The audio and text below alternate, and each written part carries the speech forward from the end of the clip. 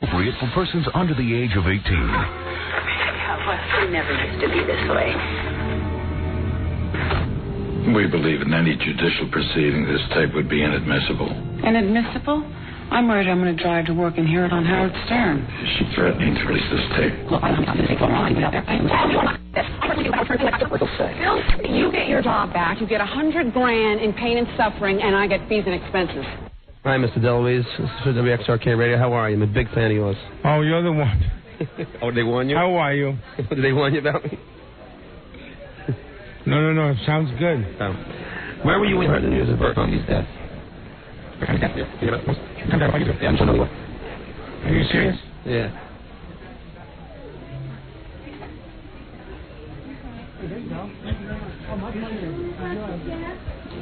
How you doing, Don? I'm fine. I think you should leave. This is John. I didn't even ask anything bad. That's not bad. Yeah, no. I mean, he was a very good friend of mine, and you asked that question with a smile on your face. Really? Oh, I didn't know he was a friend. All right, thank you, though.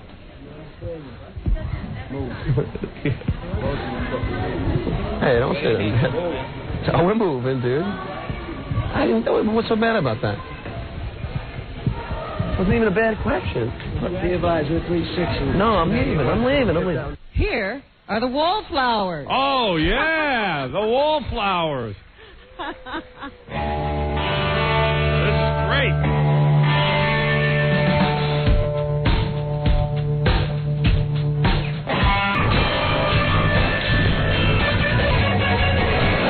Yeah. Oh, that's really great. You guys sound great. Hello, I'm Boy Gary, and I'm here to introduce my boss, because I love my boss. The best boss who ever bossed, that's my boss. The number one boss, the big boss, the king of all boss, the boss who made Bud Bondo Fiesta. Baba Boo. My boss, Baba Boo. Howard, 1-800-52-STARS. Yeah, thank you, Baba Slowly. We're back live, yep. After a beautiful Martin Luther King Day. God, I love celebrating that holiday. I got to tell you something. Now that we work for CBS instead of Infinity, we were bought by CBS. Yeah, like CBS Network or something. Martin Luther King Day is an official holiday. You know what? I wondered how we got that, because we never had it before. CBS employees have official Martin Luther King off, and then Friday we had off because I had to go to Seattle. Yeah, and, I didn't know what that was all about, but... I want to tell you all about it. Okay. Let me take a break. But I was just shocked because we've never celebrated Martin Luther King's birthday. And I know. So when it came up, people asked me, are you celebrating? I said, well, no, I have to work. Well, Robin, I always had a dream that one day we would get to celebrate Martin Luther King Day. I had a beautiful day, man. The kids and I just sat around and told stories about Martin Luther King. Is that right? Yeah. I wish you would have shared it with me. It was beautiful. Of course, since I didn't know anything about him, I made up stuff. Did the kids? Yeah, I mostly told stories about how he'd get loaded and be with white women. Oh. You don't know about the get loaded part. I threw that in. I made up stuff. Well, I had a dream. I would get to sleep late one day. And the dream came true. Tell it. You've been to the mountaintop. I've been to the mountaintop. All right, listen, let's take a break. We'll be back right after these words. Hallelujah. You're listening to The Howard Stern Show. Stay right there. 97.1, The Eagle. Ah, yeah. Come on.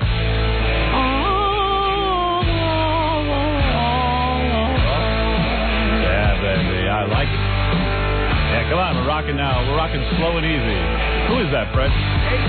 AC/DC, everybody. I've been the highway to hell. Wow, baby. Oh.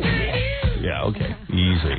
I'm very musical right now. I was putting the finishing touches on the soundtrack album, The Private Parts. My song with the Dust Brothers kicks ass. Really? Yeah, I can't wait to play it for you.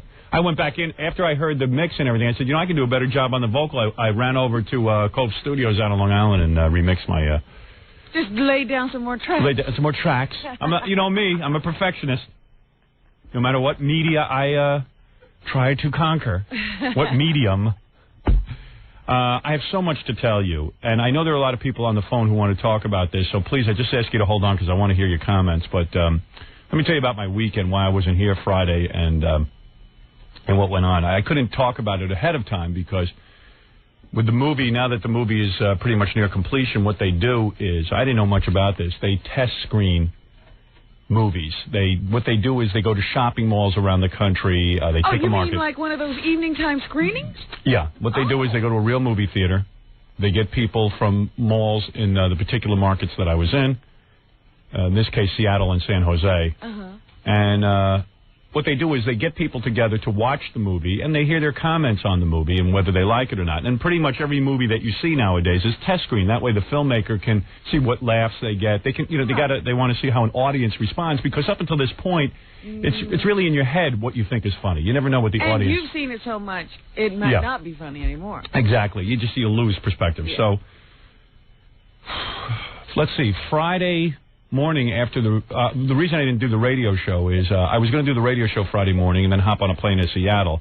It turned out to go to Seattle was our first test screening. To go to Seattle, there's only direct flights from Newark at like 8:30 in the morning.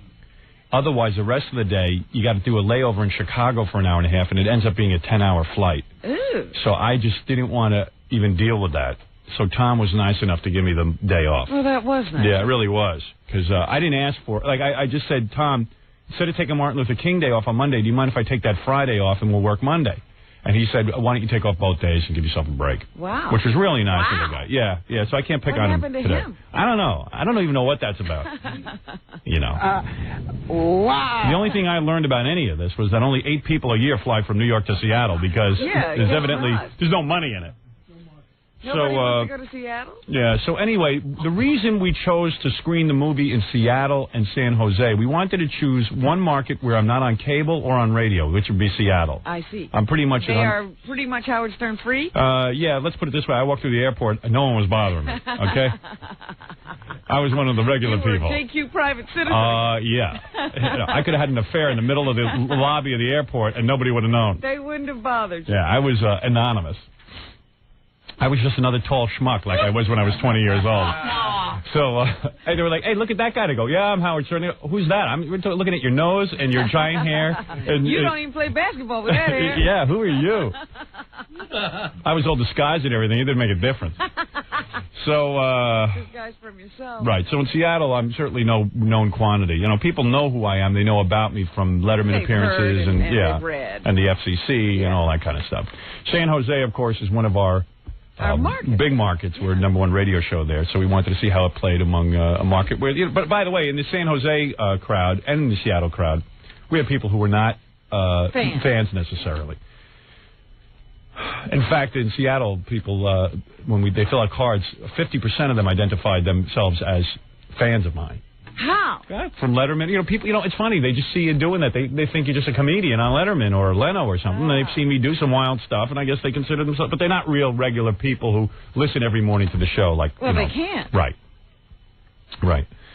So, 50%. Yeah, it was weird. We learn weird stuff in this because people fill out information. So, we go to Seattle. And to make a long story short, I get to this movie theater that night. We start to show the movie. Within 30 seconds, the movie theater burns the film. You ever see a film melt down? Yes, where it goes... Melts it down. Hey, that's in Seattle? Yeah. Melts it down. It takes them 20 minutes to splice it back together. Now, you can imagine the audience is just like, they were a nice bunch of folks. They were trying to behave, but you can imagine just sitting there. 20 minutes later, they start to roll the film. When the local guy there, the local schlub who does the films, he attached the film backwards. That's called the projectionist. Yeah, the projectionist edited it backwards. Another 20-minute breakdown. Are you kidding? No. So now at this point, I'm pulling the hair out of my head. Sherry Lansing is cradling me in her arms. I'm going, don't worry, Howard, it'll be all right. Because everyone from Paramount is there. Anyway, make a long story short, we screened this for the Seattle audience. They miss half the movie because it burned up. They test this thing through the roof. They love... Even with just half of it. With half a movie. And irritated because they sat for 40 minutes. So now I'm going, I don't care. I'm totally irritated because I feel it was an inaccurate screening. As much as it tested through the roof, I'm going, it would have tested through the roof even more if they could have seen the whole goddamn film. Through the roof is through the roof, Howard. It's right. Just like the superlative best. There's no best or Wait a best. second. Wait a second. So we fly to, so I get done with Seattle. I'm all bummed out and depressed. Because, of course, I'm just pissed off that people didn't get to see the whole movie. Yeah. Go to San Jose. Fly there on Saturday morning, waiting all Saturday night, get to the theater, movie theater, 600 people. This held 600 people. The one in Seattle held 300 people. Okay. Now they got a great screen in San Jose, beautiful sound system, so you can actually see. Projectionist. Yeah, a projectionist who didn't burn the film, And it wasn't the projectionist's fault, supposedly, in Seattle. It was the equipment or whatever. This theater was pretty run down. He maintains the equipment. Right. So then, don't ask. Believe me, everyone there felt the wrath of Stern. Okay. So then, in Saturday night, I'm waiting. We get there. They hide me in a back room. I'm not allowed to be seen. It'll throw off the whole thing. Yeah. Get in there. And by the way, in Seattle, we got about 3 or 4 rounds of applause during the movie and a standing ovation at the end. That's now, amazing. when's the last time you ever saw that for a film? Would you ever hear people break out into spontaneous applause? No. Okay. Because this is that's what happened in the first Right. cast. Right. Now, does this one have music and all that? Does it look more finished or not? It has some of the music tracks, but very roughly. It's not even done. It's not even done. So Saturday, we're in San Jose. Start the movie. I'm sitting next to Ivan Reitman, the film's producer. He says, this is a hot crowd. He goes, I'll predict at least 30 times. And what they do is they tape the audience's reaction. I predict 30 times they're going to break into applause. Now, I know that sounds weird. Because you're going to yourself, well, what do you mean applause? People, this is what happens. I'll imitate it. People are watching the movie, and all of a sudden they start laughing, and then they go, they start clapping. So, sure enough, Ivan's right on the money. 25 times they break into applause, and we get a standing ovation at the end. Good Lord, I've never heard of such a thing. They hustle me back to a little room, like in a movie theater, where I can hide afterwards because they don't want people to know I'm there. And I'm back there with some people from Paramount, some people from various people, and we're sitting there, and we're actually having an argument about the soundtrack, which songs should go in, blah, blah, blah, blah, blah. And everyone's all uptight and everything. The guy from Paramount, you know the name Goldwyn, like Sam Goldwyn? Yeah, sure. Who's that, Metro Goldwyn? Right. His son evidently works for Paramount. Uh-huh. He's like a big deal. He's like a president or something. The guy walks in, he's a young guy. His hands are shaking with this sheet of paper. Now I'm like, what the hell? He goes, I've never seen anything like it. I go, what are you talking about? He goes, this is the highest testing in Paramount history. So Ivan grabs a sheet of paper, says, let me see those numbers. They start looking at it. We tested as high as Forrest Gump and Indiana Jones. Wow. The only time, and it beat every one of... Ivan's the guy who made Animal House, Dave, Ghostbusters, Twins. This is the highest testing movie he's ever had. Wow. So Animal House. Animal They House. tested Yeah, it yeah, please. Wow. So wait a second. It was almost perfect Right. scores. What they look at, people rated the movie excellent. So all of a sudden, the world descends upon. It's almost like the scene in The Godfather when they start kissing the ring. Yeah. All of a sudden I'm standing there, and all of a sudden it's Godfather. Yeah. It's when Michael became the god. Yeah, right. Now all of a sudden I'm a movie star. Okay? Now all of a sudden I'm a movie star. So the movie's testing through the roof.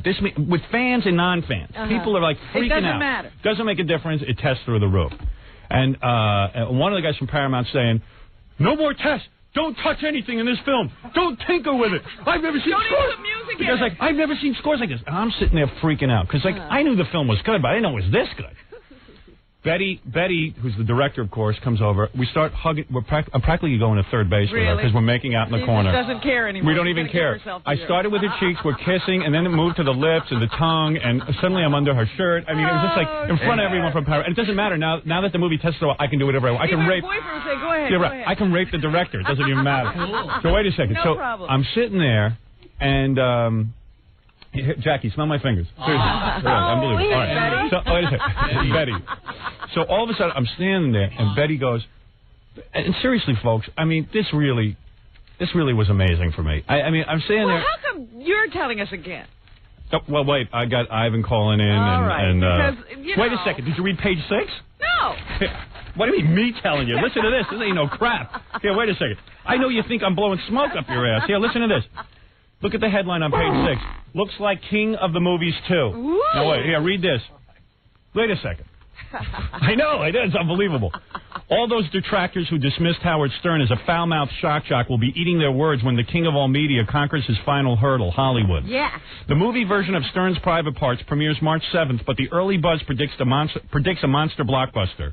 Paramount Pictures, which bankrolled the modest $20 million budget, sneak previewed a rough cut of the comedy in San Jose and Seattle over the weekend to thunderous standing ovations. They put the word San Jose here. It's really Seattle. Seattle is in a Stern market, but he isn't on air there. Yeah, right. Wait. Seattle is...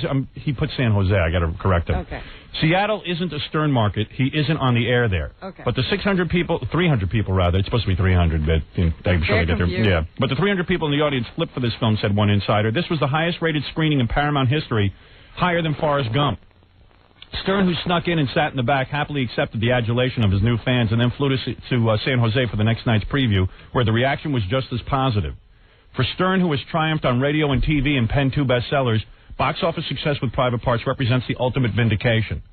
The Talkmeister has been telling his listeners about the movie for so long, and so many studios had passed on it, and so many scripts had been rejected, the project was beginning to seem like the great white whale.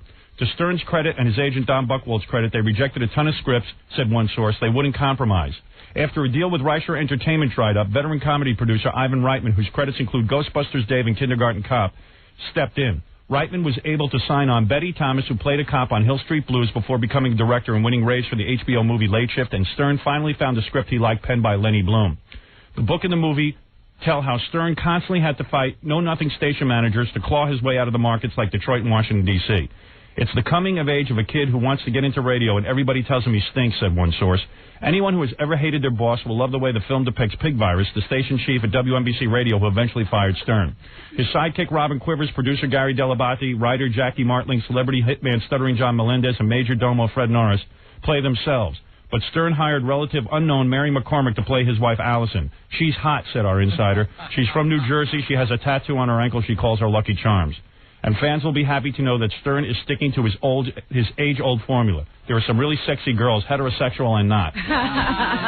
So it was like unbelievable. So I'm sitting there. Betty and I are hugging each other. Ivan is like just staring at the piece of paper. And to me, Ivan's like Nixon. Did we release this already? Yeah, I know. I'm ready. Ivan's like Nixon. I mean, he usually doesn't break into a smile unless something really big is going on. He's smiling. Yesterday, I'm sitting at home, and like I had run out yesterday to cut that sound. Where did you come back? I came back Sunday night. Okay.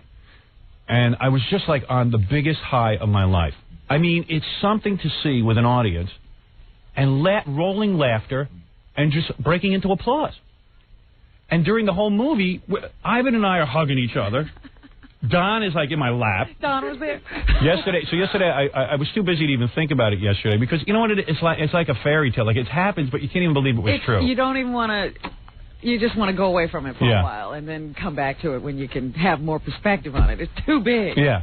And then it was like, I don't know. I was home yesterday, and I went and I cut that song for the soundtrack, the Dust Brothers thing. And then I got in, and I had to make about 20 phone calls to different reporters, like Oklahoma, markets that we're not in. Yeah. I've been starting to do interviews and stuff. And then Sherry Lansing called me. She's the head of Paramount Pictures. Yeah. She called me at my house just to. She was on E! Entertainment. She was at the Golden Globes, and they stuck a microphone in front of her face. If anyone's got tape of this, could they send it to me? They said, what do you think of Howard Stern's movie? She was at the test screen. She goes, it's the best movie we ever put out. Wow. You know, it was just So she said, I was trying to be low key because I don't want to overhype the movie, and then I freaked out when the microphone was in front of my face. That's funny. She called just to congratulate me and just say, she said, this is her favorite film. This is funny because it was I was watching the Golden Globes. Did you watch the Golden Globes? Yeah, a little bit. And what's her name? Kathy Bates. Yeah, thank Betty, and I didn't see that part. Right. Well, see, she started out and she was thanking Ivan and this one and that one. I was like, is she going to forget Betty? Is she going to forget Betty? And then she finally gets to the end of all these thank yous and she says, but the person I have to thank the most is Betty Thomas. Yeah. And then she went on about Betty, and I was like, oh, that's thank God, great. yeah. That's great. Yeah, Betty deserves it. Yeah. Betty and I were like making out in the corner. It was a pretty good session, too. And then the other thing that happened this week, it's funny you should mention Forrest Gump, Yeah. because that was on cable. Yeah. And I'm sitting there watching it, and I said, you know what? This was a really good movie. Yeah, well, we tested. And I hope, and I was just, I was like, I want that movie to be. Trust me. If you saw the research on our movie, we tested. I told you, there's 2 movies in Paramount history that tested the highest: Indiana Jones and Forrest Gump, and we were just as high, if not higher. Wow. Because those are 2 great movies. Yeah, well, this is a great movie, okay? That's all. When we make a movie, we don't fool around. All right? So anyway, there's some people who were there in San Jose and stuff. I'll get to you, I promise, on the phone next. Oh, wonderful. Yeah, I want to hear what they have to say. But yeah? I was like on cloud 9 because nothing means more to me than this movie. I mean, really. Wow, your children. So... Sorry. So All crazy. right, I'm sorry. Sorry. All right, I'm just telling the truth the way I see it. Oh, you're This is my child.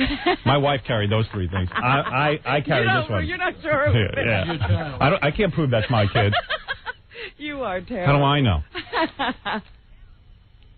I mean, unfriggin' believable. When Sherry Lansing's calling your house and making love to you over the phone for a half hour. Friday night, I could have swore she wanted to jump on top of me.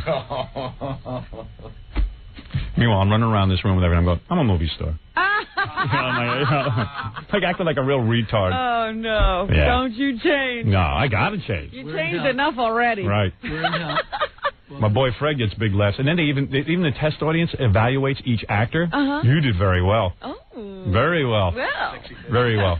Fred did actually, all the actors did well. Yeah? Yeah. Well, it was a great cast. Yeah. Us notwithstanding. Mr. Norris getting the big laughs in the film, though. What did I say to Fred? I watched Fred. And just when we were looping, that's the only time I got to see Fred really work. Yeah. You know, and see what he did on film. I came out to him, I said, that's the funniest crap I've ever seen. You know what? Wait, it was really nice. Every time, like when you came on, when Fred came on, when Jackie came on, when Gary came on, the audience burst into applause. Wow. That's in San Jose where people knew us. In Seattle, they don't know us. But they love the movie just as much. Everybody got a really nice round. Yeah. So, yeah, it was great. I can't. See, now I'm pissed. Because I still haven't seen it with anybody. I haven't seen it. You're going to be seeing it. You'll actually be seeing it, I think, next week or this week. Yeah. Yeah. Because I happened to have been. I told you about the time I was in a theater and I saw the trailer and it scared me. Yeah, right. It's weird. It's weird. It's weird to see yourself up on the big screen, but the movie is really entertaining and delightful. And when people evaluate it, they check off things and they talk about how it's. Ivan's going to call in at 8 o'clock and explain all the research. It does sound better if, you know, it's just like when you were doing the movie and you kept talking about how great an actor you were. I know. It just doesn't ring the same way if somebody else says it. Well, the audience tested me through the roof as an actor. That's not the point, I know, it's me saying it. Simply saying when you say it. I know. Well, that's what I said. I said, you know, how come everyone's calling me on the phone telling me how great I did? I said, well, at least I'm reading it in page 6. Yes. You know, that was cool. You know. Some proof. Right. But, you know, I mean, I was telling this reporter yesterday, I said the whole idea of making a movie was to make people laugh. You know, I want to make a really good comedy. You know, like I don't know, for some reason nobody wants to do comedies anymore. They don't want to. I don't think they know how. Yeah, now they're going back to musicals. They're really they don't know what to do. All I know is when we were doing the test screening in San Jose, they had to sneak me through another theater. They were playing Evita. I thought people were dropping dead in the theater. I mean, it looked like death. But do you see what's happening? Yeah. Because there's nothing else. This is what people are giving awards to. Yeah, they're remaking bad Broadway plays. And they're talking about putting Madonna and Goldie Hawn in Chicago together. Nobody wants to see that crap. There are a lot of people who want to call in who are at the test screenings, but I'm not going to let them give away too much about the movie itself. If they want to, you know. Just talk about their reaction to it. Yeah, exactly. Yeah, I don't want to hear what the movie's about. Kyle, were you there? Hey, I'm here. Hey. Hey, saw the movie on Saturday night. Thought it was great. Thank you. First of all, he's got to tell me how they get into these screenings. Yeah, where did they find you? They were giving out passes in front of the theaters like 4 days ahead of time. Yeah, they have a research company. It's all like real, you know, like a lady with a like a lady with a clipboard, right? Yeah, they send all these old ladies out. Yeah. And the first thing they were doing was going up to people, going, "Hey, what do you think of Howard Stern?" Right. Because there are all these old ladies going, "Ooh, he's so vile." Right. And, like running off. So did they give them passes? Well, what was weird is when we did the test screening in Seattle, we had we test as high with women as we do with men, and women loved the film. Like, I don't know, I forget all the exact numbers, but it was huge. And because you don't get those kind of scores unless everybody loves the movie. And it was like they would purposely load the place up with women who hate me, and they would be like, "Wow." You know, like, we like this movie. Wow. But that's part of the marketing problem. As much as women like it once they get in the theater when they see it, it's like, well, how do you get them into the theater? Right. I told you, when I was sitting there and I saw the trailer come up that day, I was in a theater filled with a bunch of blue-haired old ladies. Yeah. And as the trailer ended, I heard this loud hiss. Yeah. Just because it was, you know, before they realized it was you. Yeah, that's they were okay. That's what's weird about putting out a movie. Even though your movie, you know, I mean, here we are testing higher than, you know, Forrest Gump, for God's sakes. Yeah. And there are people, there are women who just will go, oh, he talks about his vaginas and penis. Yeah, and like. Yeah, because So there is, there is that marketing problem, but hey, but also word of mouth ought to get that's what those old silly biddies. Yeah, that's what they're counting on. Yeah, because I saw the test screening for Gump also. I've seen a bunch of these. Yeah. Well, you really know where to be to get in on that test yeah. screening. I've seen probably about 20, 30 of these things. Wow. Yeah. The audience reaction was just the best I've ever seen. Am I exaggerating? I mean, that audience broke into applause like 30 times. Yeah. It was great. I mean, everybody come up. And everybody was great in the movie. I figured there might be some goofy parts. I mean, Jackie looked like as old as the Crypt Keeper. Right. Well. But that was real. Well, hey, we didn't whitewash anything. I mean, Robin looked beautiful. Yeah, Thank you. Fred. I mean, he was beautiful too. Not. How funny is Fred? That bathtub scene. Wait, don't don't give away any scenes, please. I'm not going to give away anything. All right, don't give away any scenes. But I mean, please. People were just dying with Fred. Yeah. Fred kicks ass. Fred is incredible. Fred's the man. It was great to see like crackhead Bob. Okay, goodbye. You're giving away too many details. Okay, I'm sorry. Kyle, you're killing me. No, he's from San Jose. Yeah. So he's a fan of the show. Yeah. And you see, first of all, I want to make sure that my fans were satisfied first and foremost. I mean, that's the most important thing. That's like really key. I would really love to talk to somebody, though, who wasn't a fan. Oh, yeah. Well, talk to Rob Friedman at Paramount. He went, I hated you. Get him on the He goes, I hated you and I love this film. I go, well, okay. A couple of my friends came who weren't big fans, and they walk out of it loving it also. Is that true? Yeah, I'm telling you, it's fun, man. It's fun to see it with an audience. So, I mean, it was just fabulous, and it looked and sounded great. Thanks. I mean, everything. Thanks, Kyle. Great. Hey, do you know, since you've finally become number one in the market here, do you think you'll ever do a funeral, or the movie's too? I'll be out there for the movie and stuff. We're beyond funerals at this point. Okay, you know what I mean? I mean, we got bigger fish to fry. Do? Bury little radio people. Yeah, what are we gonna bury Lamont and Tonelli or something? Or whatever, whoever the local guy is there. Bob and Slappy. Yeah, I mean they're horrible. Yeah. I mean Bennett just finally got out of town last week. Oh yeah, what do you mean he got fired? Alex Bennett, he left Live 105. I guess he was running off to Philadelphia. Oh, is he gone? He sucks. Oh yeah. He keeps moving. He's like a moving target. And I like this guy. He keeps saying, I ripped him off in some way. I said, if I ripped him off, then why the hell isn't he successful? Yeah, what the hell happened there? Yeah, like I would rip him off. Why would I rip off an unsuccessful guy? He thinks because he used to talk on the radio in New York, I ripped him off. Usually. He never did a goddamn thing. The Ripper. Yeah, he's just ended up like a grumpy old man, He's good. Bitter. All the time. The next funeral we hold is for the other movie studios. After we wipe out their films. There you go. Because all these little suck asses were, they don't want to do the film. Well, I'll tell you, I was beginning to think that Hollywood is trying to kill everybody with boredom. Well, now they're coming back. Oh, yeah, in a big way.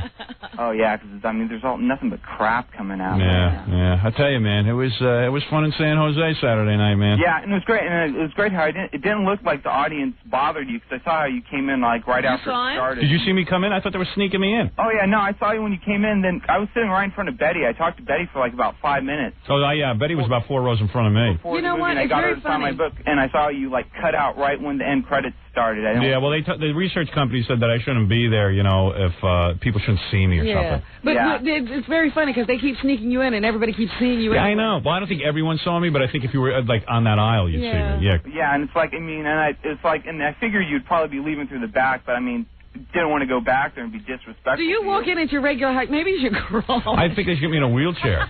But I wear. Ralph made me a big floppy hat and stuff, like that hides all my hair. A floppy hat with your height is a dead giveaway. Well, it was better than nothing. I was trying to walk humped over, but I always walk humped over, so people recognize me. Yeah. So anyway, it was a pretty exciting night, and the only thing I think is they should stop showing it for free. How many more times? Yeah, no, I think that's it on test. No sneak previews? There's no more to. Well, now we're going to sneak it to the press and stuff. Let them see it ahead of time because, unlike most movies who hide from the press, you don't need to do that. Yeah, I don't think we need to do that. Is that going to end up being the final cut, or? No, there's a couple of things we still have to do musically, and also we learned a couple of things from the audience. There's like 2 things we changed. Yeah, and again, don't say anything. Don't say anything about any specific scenes. Well, no, it's just I noticed how there was a lot of the stuff in the trailer wasn't in the movie. Right, exactly. Also, and well, that trailer was made very early. Trailer was made early on, and quite frankly, there's even something in the trailer that we're going to try and experiment and put back in. Just for the hell of it. Now we're just like doing little tinkering, but as the guy from Paramount said, don't tinker so much. You got to hit, so they just mellow out. And it's weird because I was on the net seeing people already talking about a Laserdisc edition, wanting the stuff, everything else already on it. Yeah, I got about another hour of stuff, actually. Yeah, I mean, the Laserdisc can be great. They're like, what's the release date of the disc? And I'm like, man. We haven't released the film yet. Yeah, they want the disc already. The disc. The movie's not even out yet. I mean, get serious. Yeah, right. You know what? The other day I heard this song, and I was like, oh, my God, what bad memories go with that song. We used to play that on NBC all What was it? Come On, Eileen. Oy vey. Ugh. Oh, Dexy's Midnight Runners. Ugh. Oh, man. How'd you like Mary, who played my wife? Oh, she was great. She was beautiful. Yeah, she's a doll. I mean, she doesn't look half as good on Murder One. Yeah, well, I don't know what they do to her. I know what they do to her. They murder her, right? They do. That's the murder. Yeah, because we turned her into a human being on TV. They don't know what to do with people. Yeah, no, I mean, I thought everybody was just great. Thanks, man. Hey, I better run, okay? Hey, no problem. Thanks a lot, Kyle. Howard. Okay, bye. All right, talk to you later. Bye. Who else is there? Anybody else? Yeah, there's a bunch of folks, because there were 600 people from San Jose, but let me, I got to take a break here now, and then I'll take those phone calls. We got the intern beauty pageant. I want to hear that. Yeah, I know. We got the intern beauty pageant. The beauty pageant. Yeah, I know. I mean, today's like a bad day for the intern beauty pageant, because all I want to talk about is my weekend. Yeah. But, what the hell? I can't do it. You know what? It's way too early to be doing this. The movie's not out till March 7th. I still want to hear from those people. All right, and I'll tell you some other stuff that happened. But let me take a break. We'll be back right after this. Okay. We'll return to the Howard Stern Show after these messages. 97.1 The Eagle. What the hell was that, Fred? What show was that from? Yeah, what other show did you work? It's the Howard Stern Show. I was like, hey, there's a switch. Beautiful people, the beautiful people. The beautiful people, the beautiful people. I was working on the soundtrack album, The Private Parts, all weekend. So wait a minute, haven't you cutting out 2 songs? Yeah, Rob Zombie I cut a song with, and the Dust Brothers. Dust Brothers. I just shot a video with Porno for Pyros, Jane's Addiction reunion. In fact, there's pictures of it in the Globe. Yeah. I love their description of it. Yeah, and first of all, let me say, I didn't touch any women when I was there. Well, they don't show any pictures, but they claim to show pictures. Shock Jock Howard Stern. Let's see, what does it say? Shock Jock Howard Stern made an outrageous spectacle of himself while shooting a music video to trumpet his new flick Private Parts.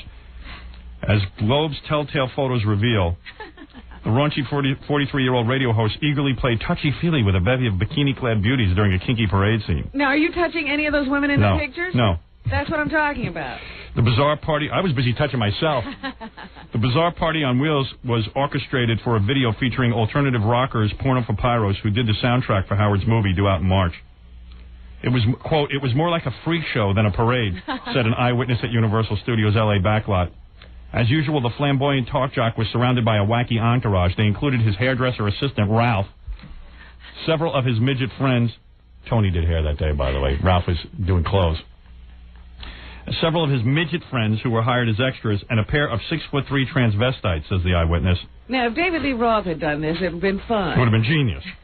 Howard was dressed in black leather pants with a purple and black leather jacket. There was a drag queen wearing a blonde wig and a gown, and several bikini-clad beauty pageant contenders, including one named Miss Cucamonga. At one point, Howard jumped up and waved both arms as if to say, look at me. And then he started doing a raunchy dance. Oh, really?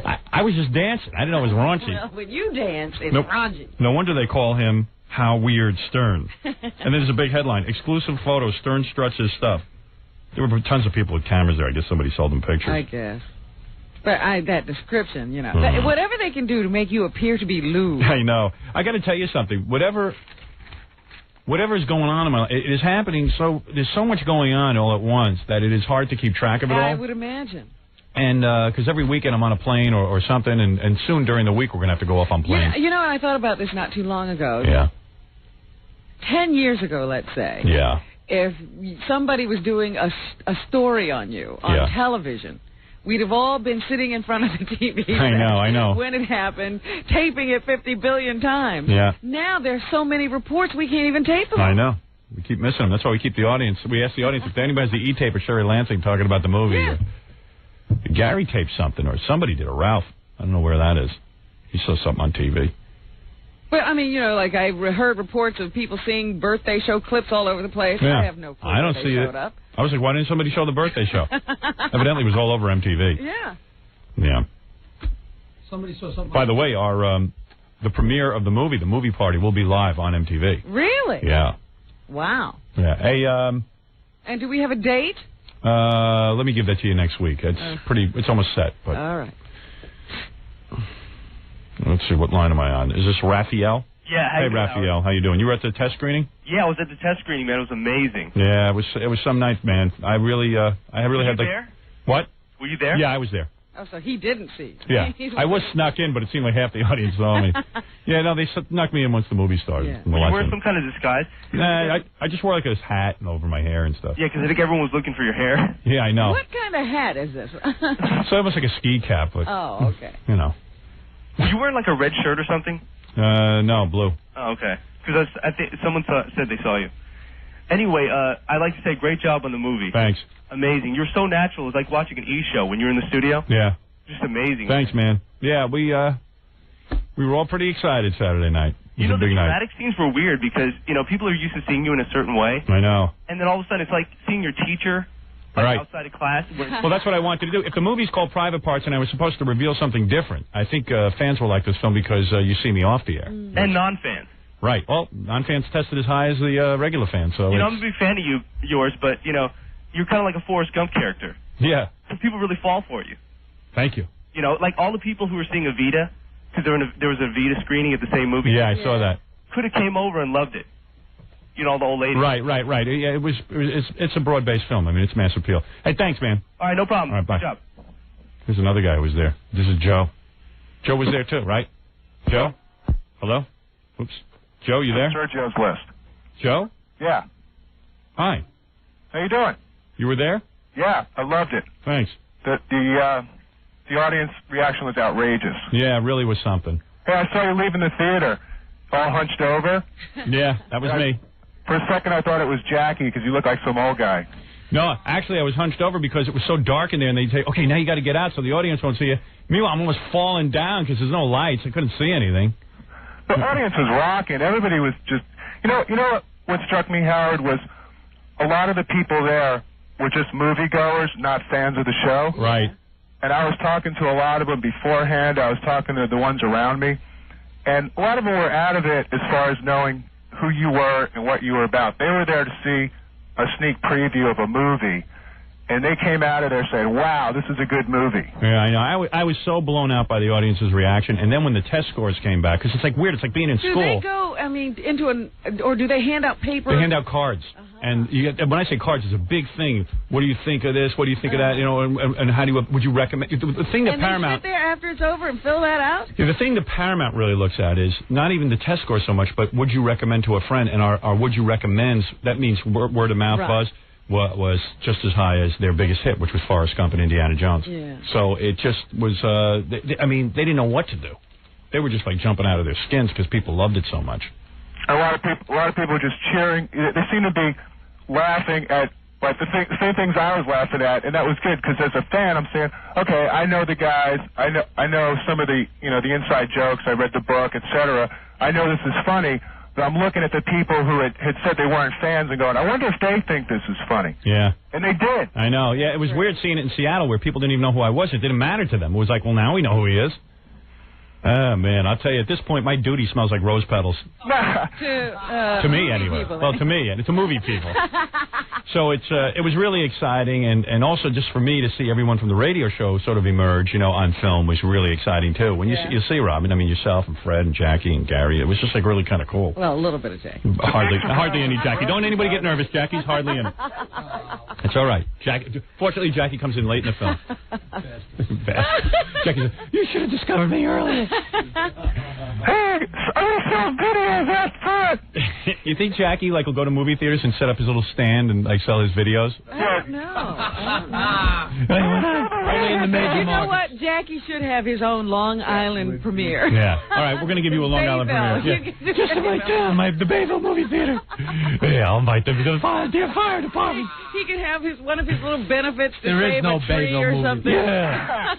It's going to be great. You know, or get the parking lot paved this time. And then Jackie's scene will be played like 5 times in a row. At that, absolutely. You know, That's all they'll see. special edit. That's me. Jackie. The surprise was Fred. Isn't Fred incredible? Yeah, Fred's outrageous. Yeah, Fred. Well, I walked into Howard Fred this kept morning. saying that, and I really had not seen Fred's performance because anytime I was there, Fred was actually working and I was working. Yeah. So I hadn't seen any of the before stuff, you know, like before I came onto Yeah. the scene. And when we were looping that day, I sat there after you left and Yeah. watched Fred. Yeah, Fred. And I was laughing. The scary part is what will success do to Fred? That's the thing. See, that's the problem. Well, Everyone- right away I went to compliment Fred. And he didn't even want to hear And it. the next thing I know is he's, well, this is what you hope the acting lessons will do for you. Yeah, already. You know, Humble. I was going for something. He's already making his Academy Award speech. I'm practicing now. Yeah. That's Well, unbelievable. Golden Globe. He's going to beat the Golden. Weird, you know, he's regularly weird, so he was just weird in the movie. Yeah. Hey, speaking of the Golden Globes, how weird was it? There was a whole Scientology table. Yes.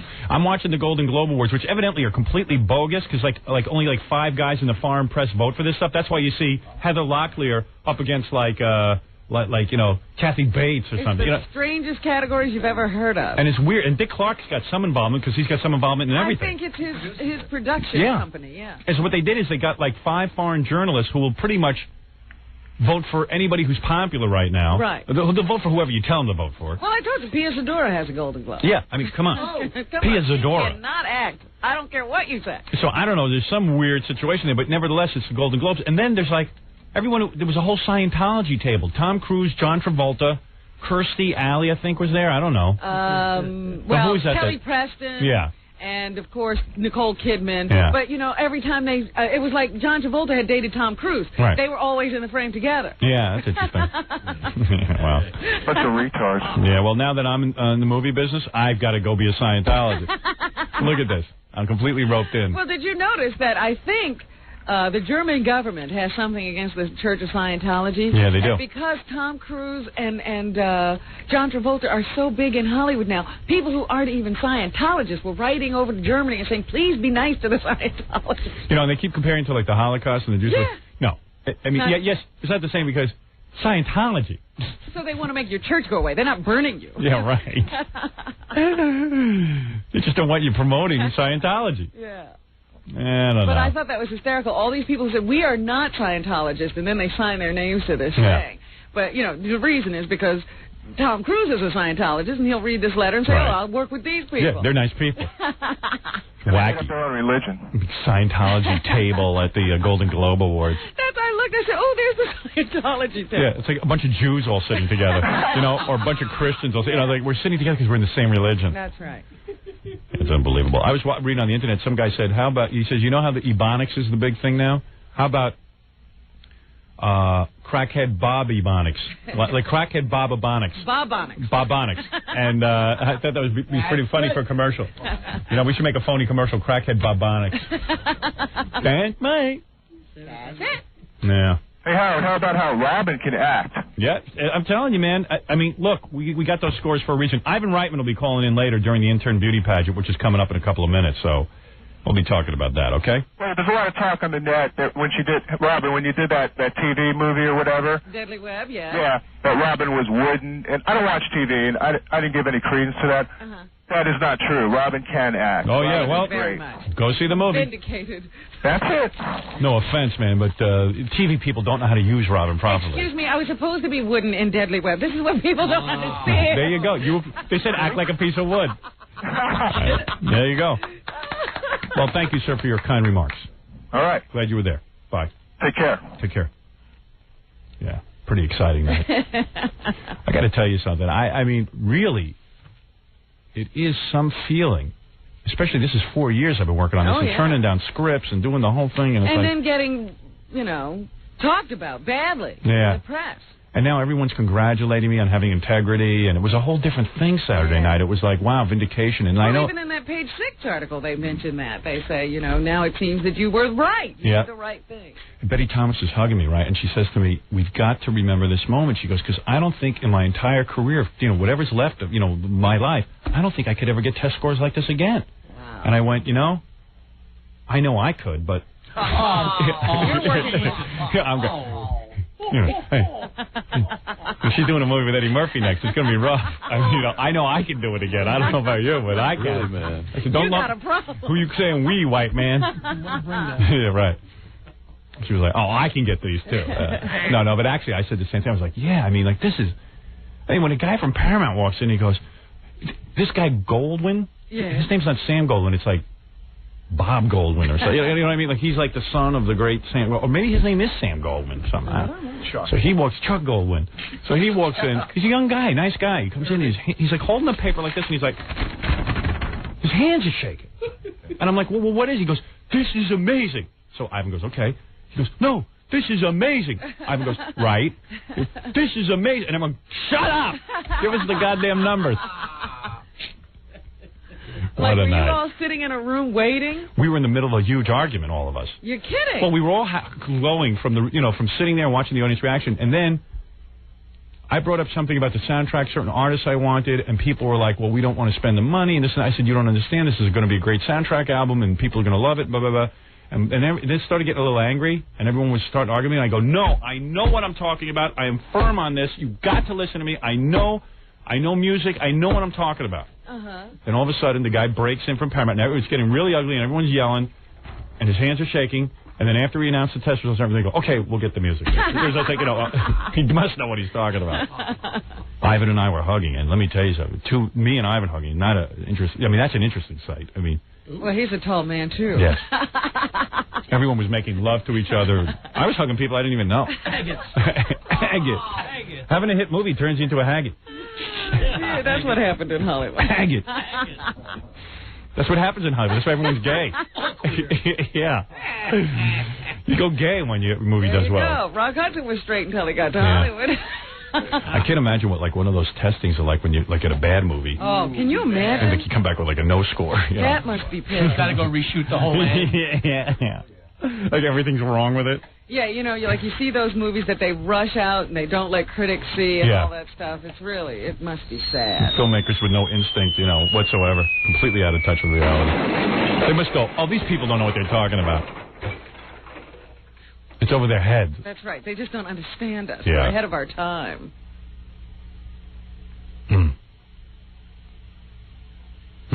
Well, savor the moment. Yeah, it was pretty cool. I got to admit, man, I was just so... first of all, I was just so relieved that people love it. And yeah, that's hard work and a lot of time. Man, I mean, just so many days in my basement with Lenny, you know, going over. And like, that's torture in itself. Yeah, and then, like, you know... No, Lenny's great. Lenny was there. I love Lenny. What are you talking Lenny was, like, in heaven. Yeah. It's you know, he says it was the most fun he ever had working on a screenplay. Yeah. And then I go home. My wife yells at me. Well, that brings everything Into back perspective. Right back Right back to normal. I came home and I said, you have to make... I came home and I said, you have to make love to me because, I mean... She wasn't at the screening hour. You got to take her to this And stuff. she had a cold and she was like, well, I thought we would make love tomorrow. And I went, no, you know what? Just do me a favor. I'm going to lay on my back and just do a little magic on me. You know, please. And then she took off her sweatpants and I did her. Why don't you take her to some of these things? Maybe she would be a friend. Well, we are. We're going to be doing some stuff in New York. But, you know, it was just like, she's going to have to make love to me tonight, too, because I'm still full of myself. But if she knew, maybe she'd be more into it. It's all right. I think if she knew, it would make a difference. She's been to some book signings and stuff, and it doesn't seem to really change it. No, it doesn't budge her. Oh, no. Highest score a movie ever had, and I get the same vagina in the same position.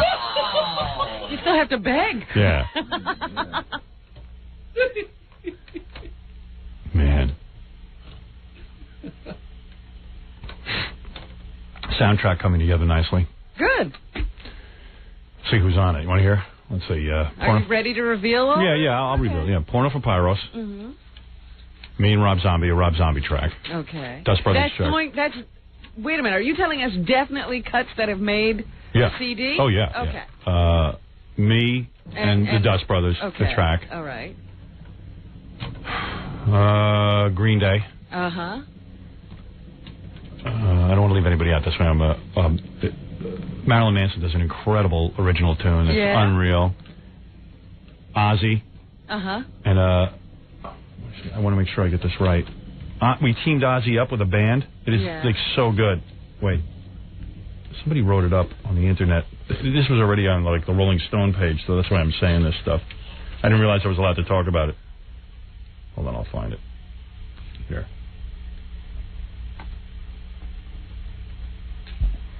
Here, wait a second. So who else did I say so far? You said Ozzy, Green Day, Porno for Pyros, Rob Zombie, and the Dust Brothers. Right, hold on. Okay, wait. All right, here we go. I got it all written down here. All right, Porno for Pyros with Flea and Dave Navarro from the Red Hot Chili Peppers, which is like a James Addiction reunion, okay? Ozzy teamed up with Typo Negative. That's the band. Yep. Marilyn Manson, Green Day. Wait a second, I'm leaving out tons of groups here. I'm drawing a blank. I was going to say, you only have 5 songs.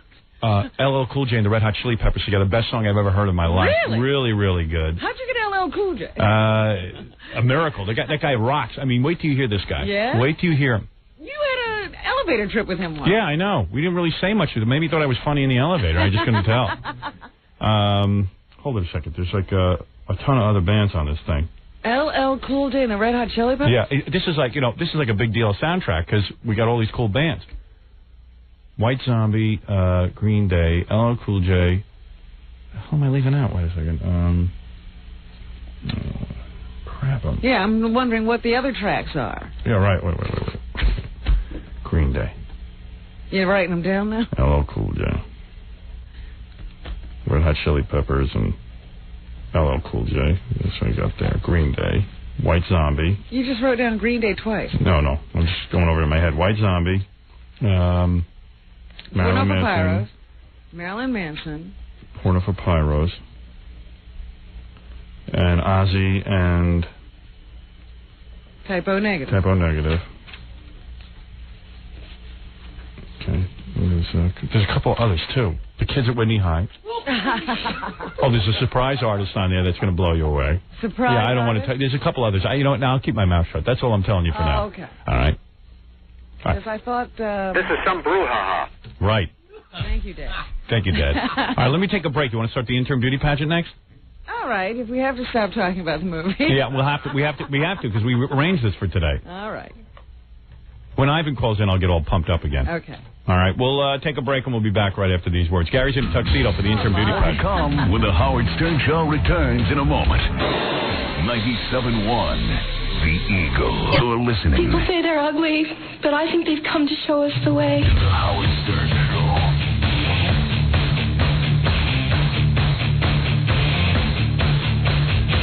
Jackie Penthouse Joke Page Martling's on a roll. Sergeant Pecker and the Joke Man reached 78 wild minutes. Only $12 plus $4 shipping and handling. CD or cassette, buy two, get one free.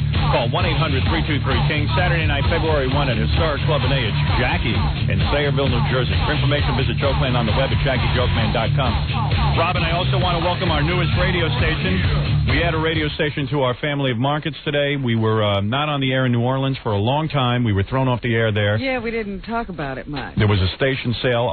Even though our ratings were huge in New Orleans, we were caught up in a sale of a station. We are back on KKND 106.7 The Edge in New Orleans, and we're happy to be rejoining our audience. So glad to be back in the Big East. Yeah, while we were gone, New Orleans, you missed a lot of stuff, but don't worry, we'll catch you up. Catch up. Good to have you back with us, and we should be number one there within a week. And screw whatever station we were on before. Somehow we got effed over. Always. Robin, it's time to start the intern beauty pageant. There was lots of exciting news over the weekend with the test screenings of the movie and everything. I talked about it for the entire 6 o'clock hour. Ivan will be calling in at 8 o'clock, so we'll update our audience on that for anybody who missed it. But I would like to begin the intern beauty pageant. How does this start? Well, let me first say, when you see it on E, we have the whole studio decorated. We even have a runway. We ended up with the most beautiful interns this year. And I don't know how, but we're going to have an intern beauty pageant because these women deserve one. Let me start with a song. All right. Let me start with a song. I just wondered, most beauty pageants, they have a big announcement, and now, boom, boom, boom, boom, boom, boom. We have that. Oh, you want to start that? Yeah. Sure. Gary, get my condoms for the intern beauty pageant. We have a main intro. Oh, we got all that. It just sort of seems like you were just going to jump into it. Well, no. He didn't know. Didn't know we had an intro.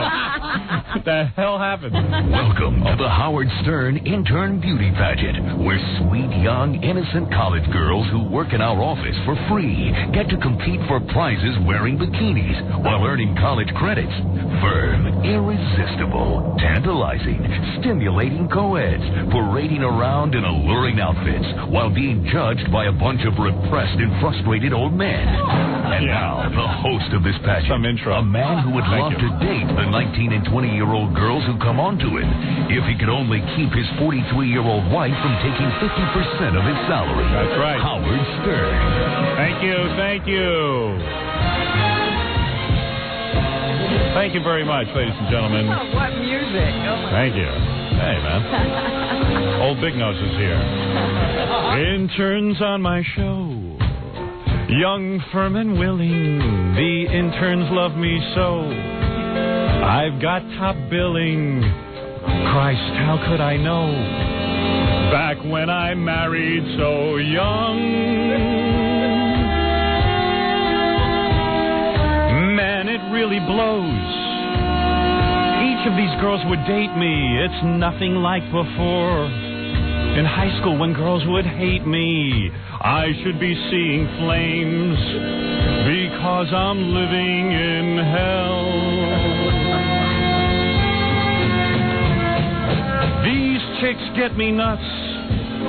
So sexy and pretty, and they're not a bunch of sluts. They're smart and witty, I'd romp with each one nude. Having fun, not being lewd. I'm old and pissed, my ass is soft. I think I'll cut my penis off. Interns on my show. Nubile and flirting. I look, but I cannot touch. For Christ's sakes, my schmeckle's hurting. The bulge in my lap grows from interns on my show. Give me one last night. With those tight bodies, they would feel so awfully right.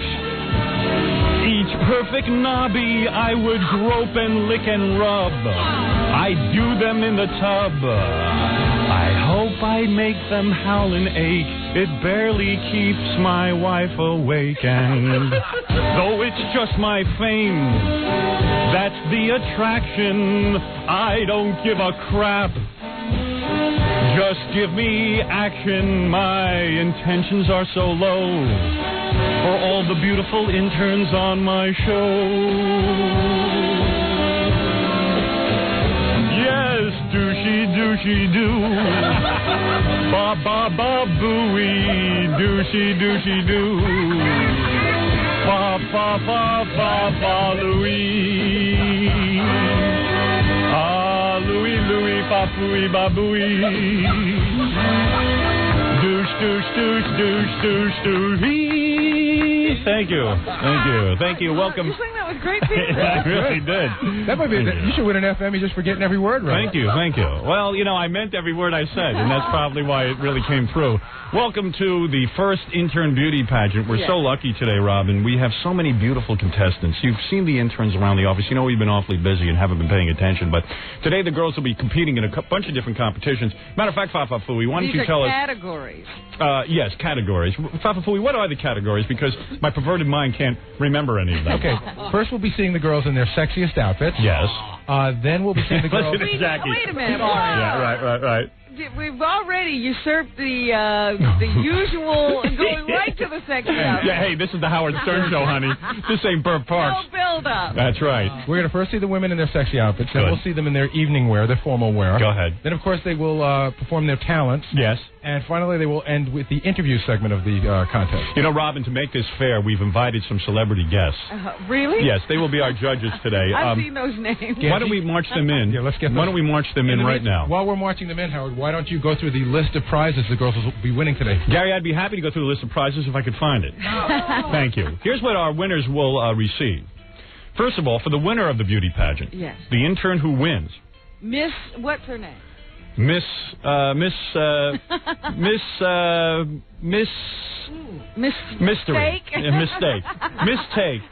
For the winner, 2 round-trip tickets to Los Angeles from Tower Air. More than just a great fare. Call 718-553-8500 in New York or 1-800-34-TOWER. It'll be funny, Gary, to have the judges march in as I announce their name. Okay. 1-year membership to Crunch Fitness, a 1-year membership to Prodigy Internet, a haircut at the world-famous Warren Tricomi Hair Salon on West 57th Street in Manhattan. Incredible. That's right, by the owner, Edward Tricomi, by the way, who does beautiful work. Yes. He's like a hairdresser to the stars. A diamond pendant valued at... Gary, when I call their name. Are you a retard? I said that to you, Gary. I knew you didn't understand what you were saying. If I marched them in while you were doing this. No. Say That's that, not what Gary. Robin, explain what I just said to Gary. What he said, Gary, was it would be funny if they marched in when he announced their names. Yes. Gary, go back now, and we'll bring the judges in one at a time. Go back through that curtain. All right, thank you. A diamond pendant valued at $750, courtesy of Fidelity Diamond, the engagement ring specialist. This is all for the winner? Yes, a Sony CD Walkman, courtesy of HMV Record Stores, free low jack system and installation, a year of karate training from Tiger Showman Karate. Let's see. Okay. The other contestants. Because I thought, my goodness. I'll announce what the other contestants. I don't get in a contest. Go get your outfit on. I'll announce what the other winners will be getting later on in our contest. Because that's a long list. Yes. Now let me introduce our judges, celebrity judges. First judge, Gary, why don't you escort each judge in? There you go. Get your microphone, your handheld microphone. There you go. Attaboy. Now he's got Now he's thinking like a producer.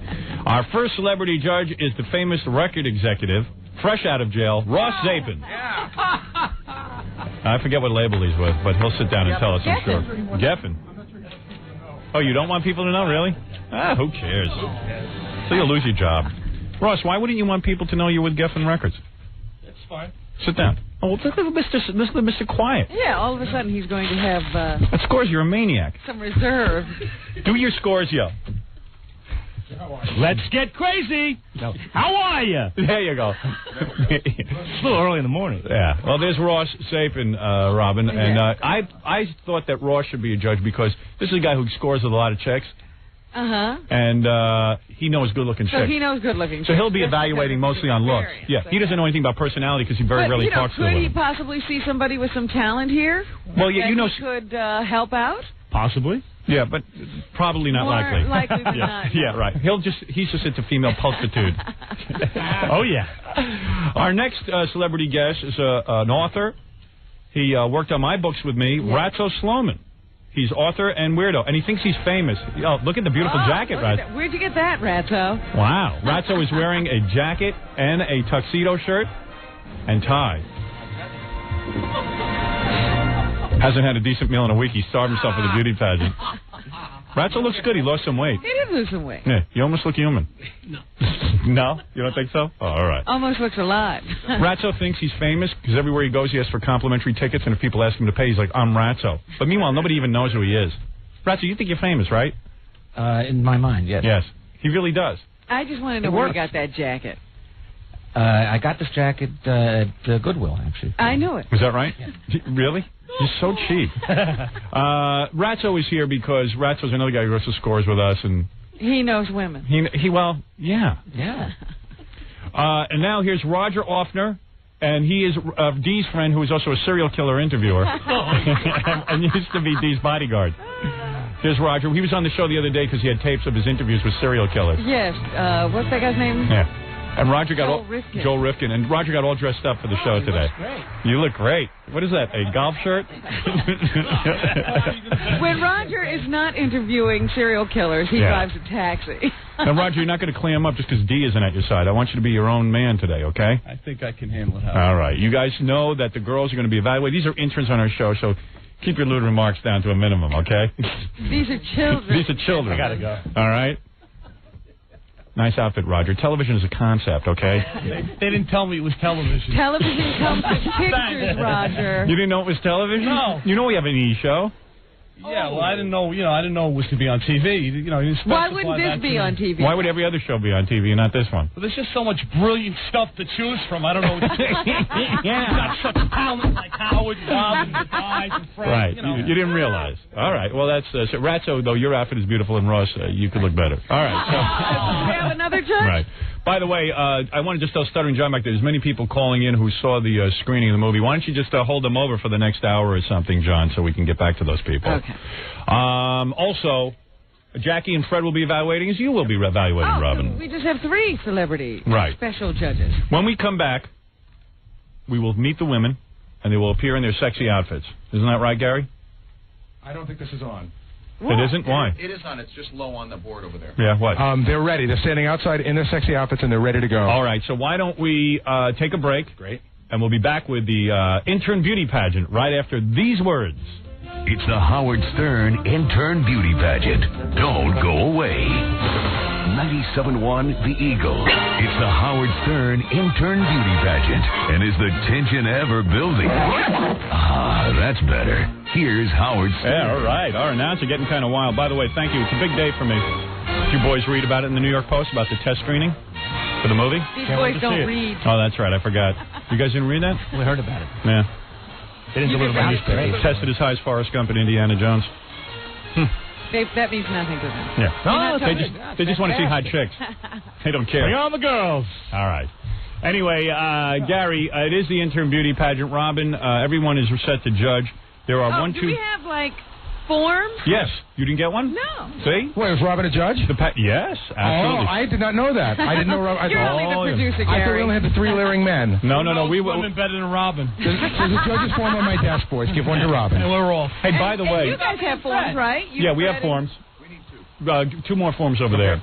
Hey, by the way, Robin, I was slipped a note while we were in commercial break from Homo Ralph.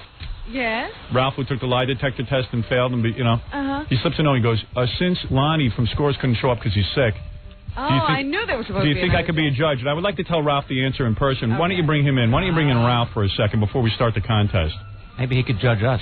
We did say we needed a woman on the panel. Ralph, let me just say something. Grab the microphone. You don't have to sit down. Ralph, do you remember a time? Oh, wait a second. Do you remember a time? The lights are out on the. Ralph, look at me. Do you remember a time when I asked you to do me a favor and take a lie detector test, the second one on the air, and I really needed your help? Do you remember that at all? No, I'm a little foggy on that. You don't remember that, do you? All right, well, there was a time when I asked you to take a second lie detector test. I needed you to do it, and you didn't do it. Yeah. And because you didn't do what I said, and I begged you to do it, and I begged you 900 times, I even called you at home, you're not a judge today. Thank you. I said you I can do. leave. I said I do. I just didn't want to do it at that point. Please, okay. Please. Well, too bad. You know, why? Horses is that how it works? Goodbye. Is that how it works with you? Payback sting. All right, don't they? So I'll pay you back, all right? Good. Pay me back. We'll just keep going like that. Yeah, all right. Pay me back. Then I'll fire you completely. How's he going to pay you back? He ain't paying anybody back. You know, that'd be the sorry state. All right, get out. Get out. Get out. He's joking, right? No, please. About that, you firing him would be the sorriest day of your life? Yes. No, I'm really not, Gary. Why would that be, Ralph? Bye, Ralph. Bye. All right, there goes Ralph. His big ugly nose is something scary. The hideous berry. His teeth are even worse than Gary's. Howard's girlfriend, Ralph. This close to homeless. This close.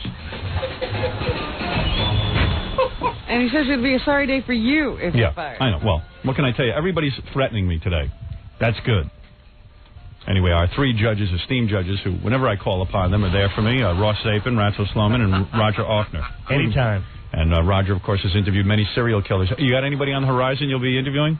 The cyber guy. Who? Get close to that. The guy that was acting like Dahmer over the computer and stuff. Yeah. I got my heart set on him. Really? Yeah, Have you got dreams. What? Have you made contact? Once I'm done doing the show that I got because I was on Howard's show, I'm going to take care of that. Okay. Oh, he's actually getting work out of it. What work did you get? I have 5 nights in February on a very nice show. Oh, really? Yeah. Thank you. Interviewing who?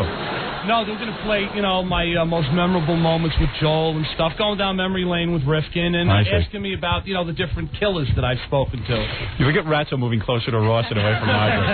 It's just really funny. It's just really funny to see someone Ratso's afraid of. He also got a call from Howard because we field all of Roger's calls, of course. He also got a call from the New Yorker magazine. Oh, is that right? All right, Roger. Congratulations. Way to go. Thanks, Howard. Let's bring in the girl. Now, our first contestant, as you know, is an intern. She actually now is an intern with our E-show, actually, and she is Vanessa. Here is Vanessa. And every girl... Sexy outfit. This is the sexy outfit competition. Yeah. Now, Vanessa is wearing a pair of black leather pants. Well, they're sparkly, shiny pants. I don't think they're leather. What are they, Vanessa? They're like a little velvet with little shiny spots. Right, and a beautiful velvet top. And this is beautiful Vanessa. Well, just let her parade around. She's supposed to walk around, right? I don't know. By the way, Vanessa has beautiful coffee skin because she's from Ecuador. And I know that there are tons of guys who hit on you. Isn't that true, Vanessa? I mean, seriously. Back there, you should see my office now. It's like a dating club. Entertainment. You were the entertainment for an entire semester, weren't you, back there, with all the guys coming back to meet you and talk to you? Isn't that true? I guess. Right. I had a lot of fun. There's a lot of people to talk to, at least. Yeah, I know. I know Ralph was totally in love with you. Did you know that? Well, you told me that last time. I don't see it. It's a shame you didn't make him a judge because then, she'd have gotten all 10s or something. In all seriousness, that's why Ralph had to be disqualified, because he's like totally into Vanessa, and I don't think he could have actually been objective. Ralph, what? What is he doing back here? I'm saying that. I'm not totally in love with her. You are so in love with her. Can I just tell you what's going on? What? Vanessa's boyfriend is out in the lobby. Oh, I see. And he's bigger than Ralph. Oh, is he? No, it's okay. Why? Vanessa's boyfriend would be offended that Ralph finds her attractive? Yeah, I find her attractive. Don't you? Look at her. She's beautiful. Yeah. I find all my interns beautiful. Gary, I know you're moved to song right now. Gary is so excited that he has Vanessa beside him that he would like to sing. He's going to sing to Vanessa? Well, he's singing to all the girls, but as long as Vanessa's here. Or you want to save your song for all the girls when they come out? Yeah, maybe you should sing to all the girls. I would like to sing to all the girls. All right. I can't imagine stopping this in the middle to have a song. Well, why don't I combine the questionnaire portion of our program with each girl coming out in their sexy outfit. So now I'm going to ask Vanessa a series of questions, and we'll see how she responds. I don't understand what you're doing. I don't know how to judge. You can judge. This is her sexy outfit. Wait a minute. I didn't even understand. Is there a rating system? It's 1 to 10, 10 being the highest. And that's Vanessa's sexy outfit. Now, what we had to do, because these are interns, we couldn't say just come out in a thong or something, because that would be wrong. So each girl had to decide for herself what she thought was sexy. You understand that, judges? But that's why I think if you see all the girls together, you have a better idea of what the judging is, because we don't know what the other girls are wearing. How do we... Oh, I see. Okay. Robin's right. You really should... What's the game? All right. Here is Jennifer. Let's bring out Jennifer. This is another one of our interns. She is... How old is she, Gary? Jennifer is 23 years old. 23 years old. No. This is 19. Jennifer's 19. Now, Jennifer's wearing a mini skirt and a... What would you call that top, Jennifer? A top, a shirt. A Black, shirt. Short sleeve black A clinging, short sleeve black shirt. And some funky stockings. 19 years old, you guys. Not bad. These are my interns. And this just happened. I swear, we didn't have anything to do with hiring them. I want to work here. Yeah. All right. And that's Jennifer in her sexy outfit standing next to Vanessa. Now we have Amy. Here comes Amy, who... Up until about a couple of weeks ago, she was an intern. Wow, look at Amy wearing a short mini skirt. Wow, what a body. Yeah, Amy. Hey, now. I got to tell you, all the guys in the office go, because Amy generally wears those big jeans, like a wigger, and like a baggy shirt, and everyone goes, who the hell knew Amy had curves like that? Amy, you've got some body. Do you wear the baggy clothes to keep men away? Yes, keep them at bay. Right. You are wearing a belly shirt, like your shirt is open so you can see, and you have a belly button ring. Bonus point. Right? Bonus point. Bonus point. Belly button ring, Robin. I didn't know that. Look, she had a secret life. Mini skirt and belly shirt, and boy, you've got some figure, Amy. I had no idea. Thank you. I know. I like to keep it a secret. Can they turn around for the judges? Well, Easy. they'll parade around. Easy, Ross. These women are my interns. On the judge's lap? No, right. So the winner of this contest will be interning at Geffen next semester. That's right. Now I'm going to bring out our intern Beth. Now, how old is Beth, Gary?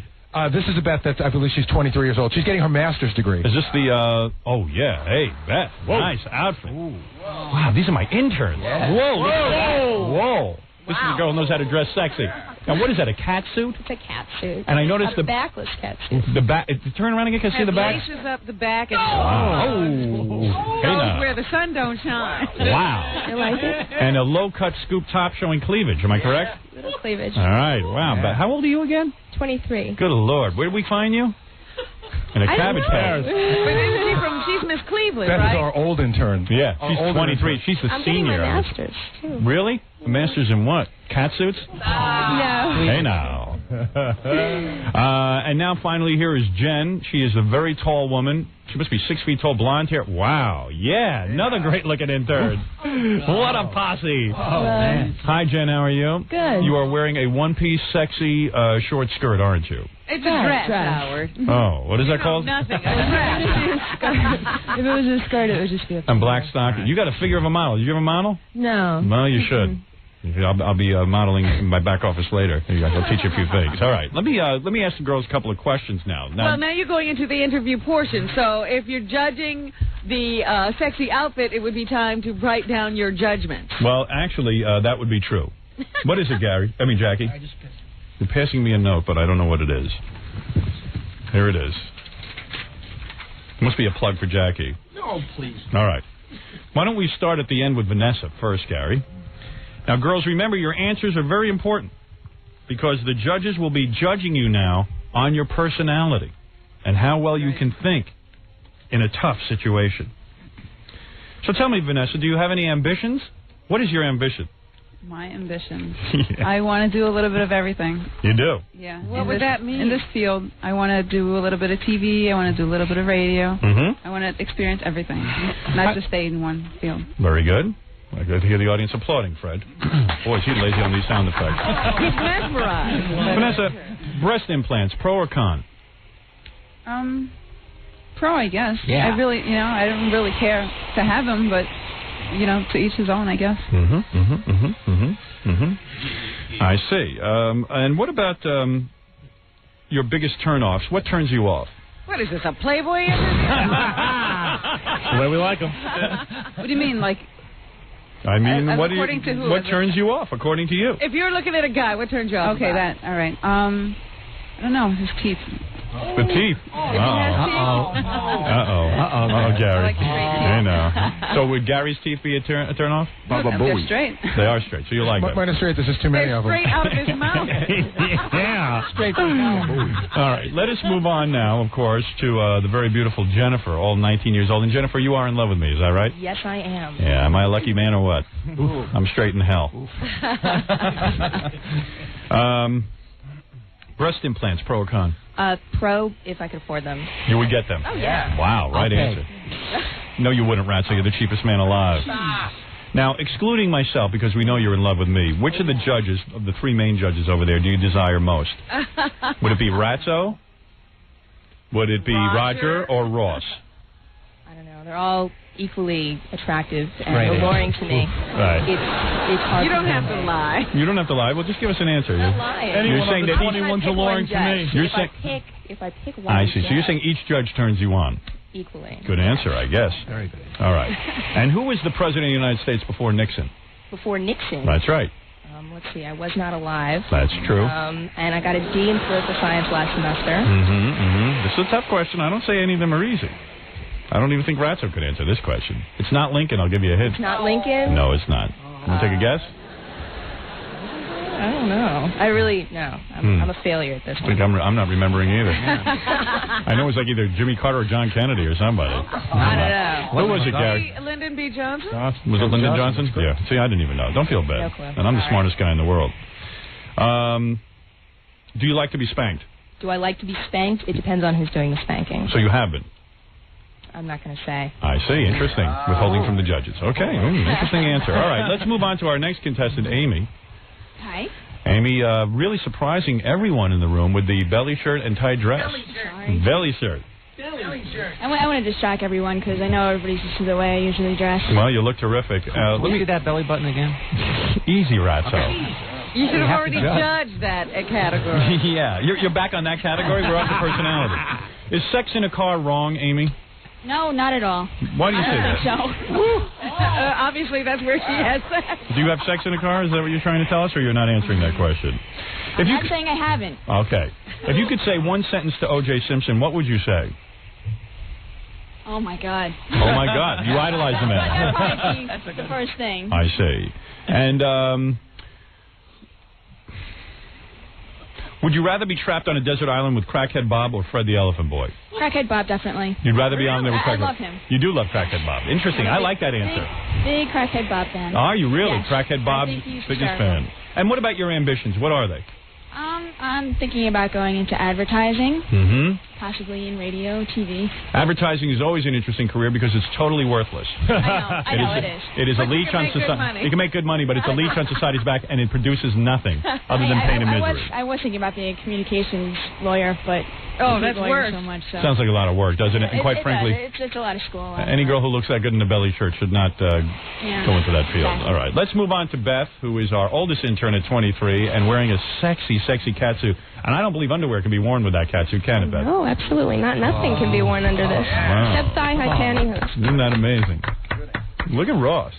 Not even full pantyhose can be worn with it, just the thigh-highs. Let me ask you a question. How many times a day do you look at yourself in the mirror nude? How many times a day? Probably like 3. I sleep naked, so I'm always looking before I go to bed. Yeah. So, I think we found a winner. Good answer. So at least a couple times, before I go to bed and brush my teeth, I'm always... Well, your experience at this beauty pageant thing is unbelievable. We need a commercial. Do you know who's in the Super Bowl? No, I don't. You do not? No, I don't. Even I know that. Green Bay and New England, right, Robin? That would be correct, Howard. And what is your ambition? My ambition, I always wanted to go into television broadcasting. Always. And I'm getting my master's now in business communications just to broaden that out, but TV is my thing. What would you like to do I'd like in to write, TV? too. What do you want to do in TV? I'd like to be an on-air personality and write my own material. Now, if you could have only one part of your body massaged every day, what would it be? My neck. Your neck. Bad answer. Breast implants, pro or con? Luckily, my family was all well endowed, never needed to think about it, but I believe if it would help a woman's self-confidence, self-image, then absolutely she should go for it. If you could ask one question, what would you ask of O.J.? I would ask him if he's coming up with any clues as to who else could have done it. I see. Interesting question. And do you like to be spanked? Yes. Interesting. I see. Depending on, what I'm doing while I'm getting spanked. How many men should a woman sleep with before marriage? That's completely up to the woman. It's her choice. I see. Would you think 30 men would be After one, does it really matter? Me, but, that's your choice. Bad answer. How many men at once? Easy, Ratso. How many men at once? How many men at once? You like to just sleep with one guy at a Me? time? Yeah. Yes. Are you opposed to one. lesbianism? No, absolutely not. Really? That's a healthy mind. I'm very open-minded. Roger being won over How would he know a healthy mind? Roger, all you do is talk to serial killers all day. Those necks are looking better as the minutes are passing. All right. Let's move over to Jen for the final contestant. And let's ask you, breast implants, pro or con, Jen? Pro. Yeah. Of the other contestants standing next to you, which one would you ever consider having a lesbian affair with? Would it be Beth, Amy? Would it be Vanessa? Or Jen. Or Jen? Jennifer. Jennifer, right. I guess Beth, because we have a lot in common. You would like to... We're just we really have a lot in common. Really? I'd like to see that.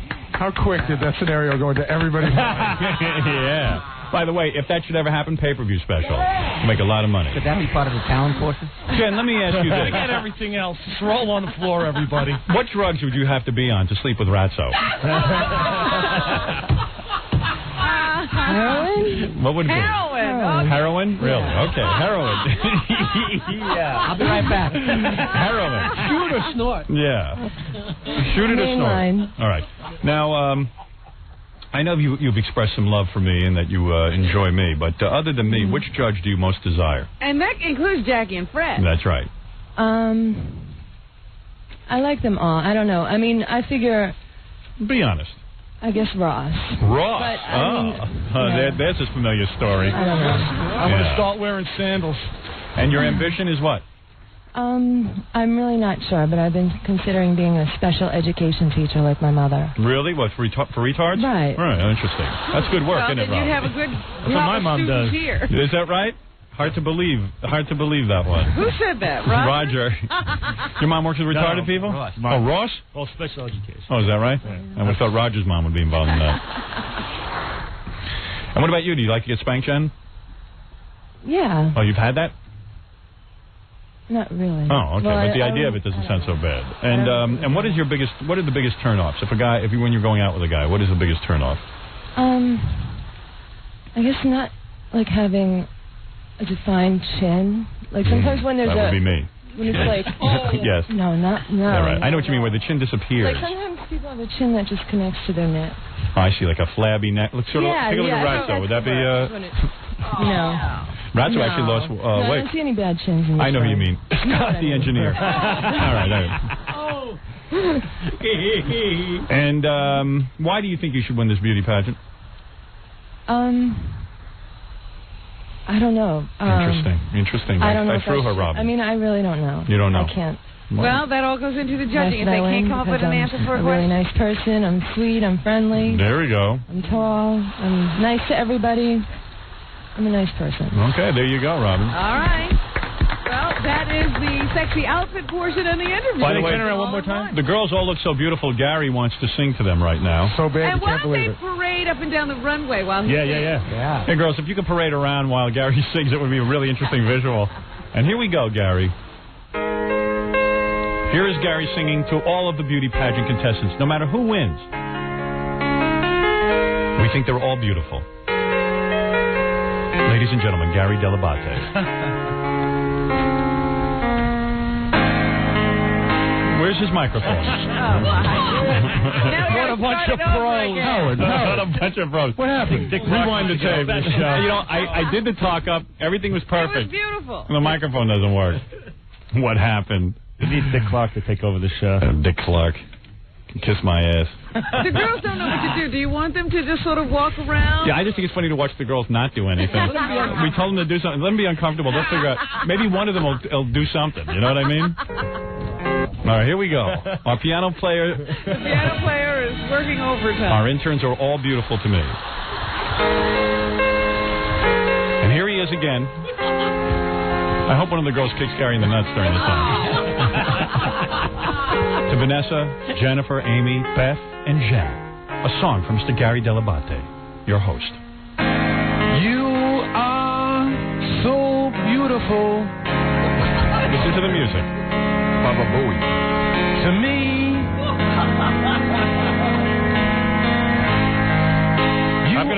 I'm gonna make a decision right now. What? Can we speed up this tape? Yeah. Can you just put that on high speed? Lennon's come back to life. Rewind it and put it on high speed. No, we're sorry to do that. Gary, 5 years. I don't know. It's going to take forever. It's unbelievable. Gary was way off. I know. All right, we're going to try it again. Listen to the music. What is it, Gary? I got to hear it. You got to hear it. Okay. You don't need to hear anything. So off to begin with. It don't make a difference.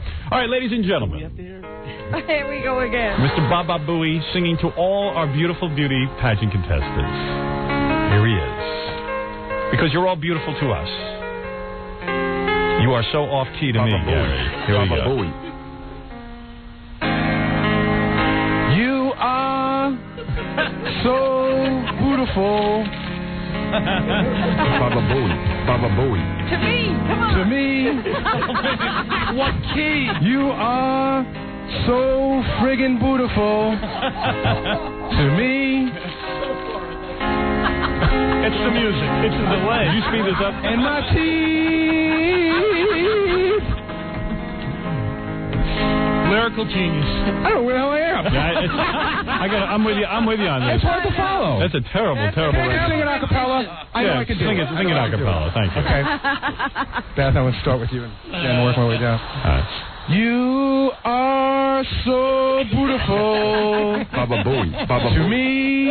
Baba Booey. You are so friggin' beautiful. To me. Oh, he's so silly. And my teeth.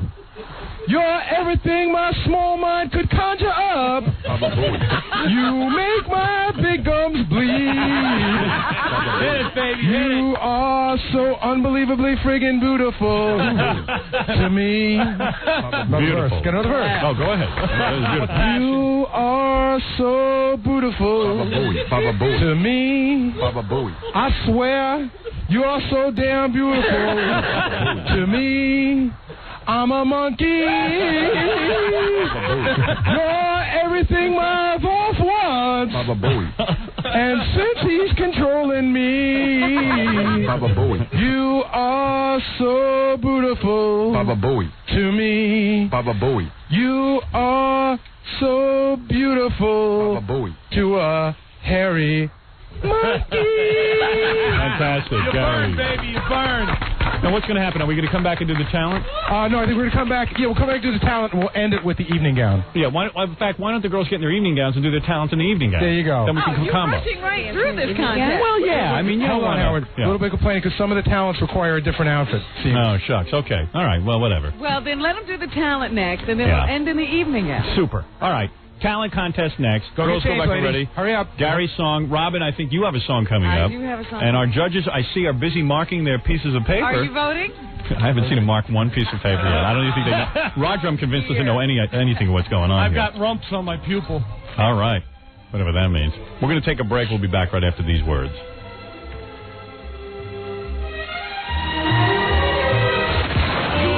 The Howard Stern Intern Beauty Pageant will be back. Stay right there. 97.1, The Eagle.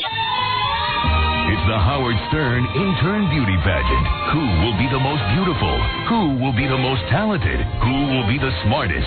Hey, what do I look like? A crystal ball? All right. Let's rejoin Howard and find out. Here's Howard. I love it. I love the Intern Beauty Pageant. We have so many beautiful interns, and I hope all the girls know that they're each special in their own way. In fact, any of the runners-up will receive CD gift certificates courtesy of HMV Record Stores, 5 cases of Mystic assorted flavors, $200 gift certificate from Yoke Jeans, redeemable at the Detour store in Soho, Getty Gas gift certificates brought to you by Getty, the value leader in fine gasoline and more.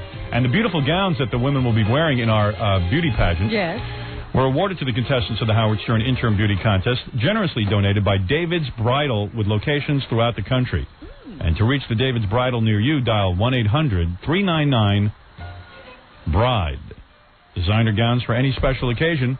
And by the way, the girls will also be receiving Jackie the Joke Man Martling's CD, Sergeant Pecker and the Joke Man. Is that really? That's right. I just got mine. That's why they joined. There you go.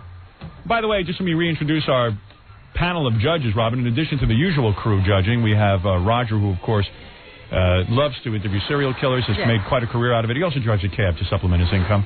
Larry Ratso-Sloman, the noted author and self-declared celebrity.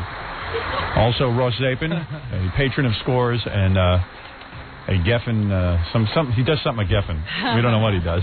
No one knows for sure. I'm still trying to figure it out. I think he's the #1 schmoozer over there. I see. What is it, Gary? What is it?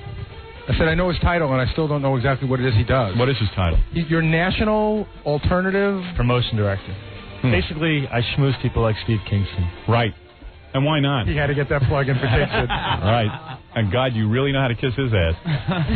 Poor Steve's ass is chafed this morning from all the lathering. Hey, now what's the next part of the pageant? Okay, Howard, we just thought of something out in the hallway. It's a talent portion, but some of the women need music. Yes. And I realized that they wouldn't be able to hear their music with headphones on, so I think I'm going to play their music out of the boombox, if that's okay with interesting. you. The other alternative would be to shut off all the microphones. No, that would not be good. Okay, so let me get radio. Let me get the first act's music ready. All right, now Vanessa's going to be doing a dance. Is that correct? Right. Vanessa will be doing the merengue. Merengue. Merengue. Now, I realize this is visual, but don't worry, I'll do the play-by-play, and you'll be seeing it on E as well. For those of you who get the E show, talent portion counts for a lot, doesn't it, judges? Like what? I don't know. Now here's beautiful Vanessa, and she What's has with the guy? She has a dance partner, guys. She can't merengue by herself. By the way, Roger had a question for me during the commercials. What was that again, Roger? I was wondering what point of the contest we're going to weigh the girls. Weigh the girls? Yeah, Roger wants the girls weighed in, but above all, that's the most important thing about a woman. Her weight? Oh, yeah. Why Over is a certain weight, she's got to be tossed to the dumpster. Well, can't you tell just by looking at a woman whether you're attracted? You really need to know the physical number. Lift them, Roger? Roger's a strong, beefy guy. Now, Vanessa, I see you brought a partner with you. Who would this be? He's the song that's going to play. He's the manager of the band. Wow, no kidding. And what is the band's name? We'll give them a plug. Unos sólidos, solid gold. Oh, you're a Spanish person, are you? Mis avios de pesca en la cocina. Muy bien. Ah, excellent. Right. Now, Gary, just give this gentleman my wallet. I don't want him. I don't want any physical violence. All right, now listen to me. This is exciting. Now, Vanessa, I didn't even know you were a dancer. Here you were. I'm not a dancer. You're not. It's just a Spanish dance. The merengue. The merengue. All Spanish people know how to do this? Not born knowing. All right, now you're going to be able to do it on this little area right here? You'll be okay? Yeah, I guess. That's all right. Vanessa, and your name is? Tony. Tony. Vanessa and Tony will be doing the merengue for us. Right. A little bit of it. We ready? All right, here we go. Yeah, here we go. It's like West Side Story. Vanessa's quite beautiful. Tony is very handsome. Now, do you need cockroaches to dance around? Here we go. There they go. Wow. Yeah. Ooh, that is sexy. Hey, look at Vanessa. Boy, she just went up about 20 points in my book. You ever drive your car in Manhattan and your windows roll down and you hear this music? I head for the hills. I go to score. Wow, look at Vanessa move. What a body on her. What an intern. I had no idea she could do this. Look at the merengue. I didn't even know what the merengue was. Wow. Wee, that's great. Vanessa's wearing tight little pants. Robin, come on, let's dance. I don't know if you can do you that. got it, man. You got the groove. Come on, baby. Look at this, Ben. Look at this. Yeah, look at this. Wow. All right, kill that music. I feel like I'm in Harlem. Desi Arnaz is rolling over in his grave. Wow, that is fantastic. Very nice. Hey, seriously, guys, Yeah. didn't Vanessa just go up like 20 points in your book? That's right. No, I'm serious. Because during the commercials, the guy goes, all the guys turn to me, the judges go, well, it's pretty obvious who wins already. Really? And I said, well, don't say it, because I don't know what you're talking about. It's not obvious to me. It's not obvious to me. Who said that, Ross? Ross. Yeah, maybe. Did you just see the way Vanessa was moving? She's definitely in the right. Wow. You can't steal a show that's yours. Roger, you ready to vote for Vanessa? You know, Roger, your problem is every girl who comes out, you're ready to vote for her. He's probably got all 10s on his paper. Vanessa and Tony, you guys really have the moves. I got to be honest with you. That was really great. Fantastic. All right. Why don't you move the Vanessa off to the side? Tony can go take a seat somewhere. And who's our next contestant? Well, maybe they should go away because the other girls didn't get to see what Vanessa did. It's all right. We need him here for your song. Oh. Okay. Our next contestant is Jennifer. Hi, Jennifer. Hi, Howard. Jennifer is 19 years old.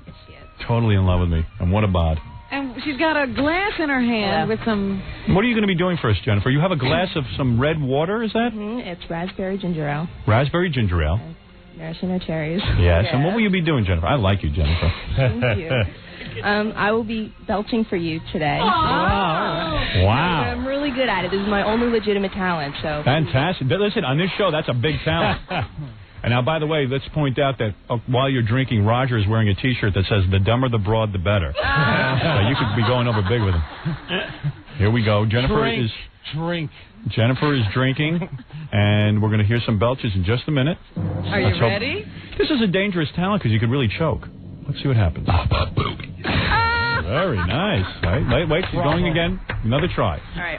Here we go. Got to drink some more. This is a tough talent because you can't always bring up a belch. Well, that's what I was afraid she'd have performance anxiety. Our Judge Ross is watching carefully. I can see he's mentally undressing her.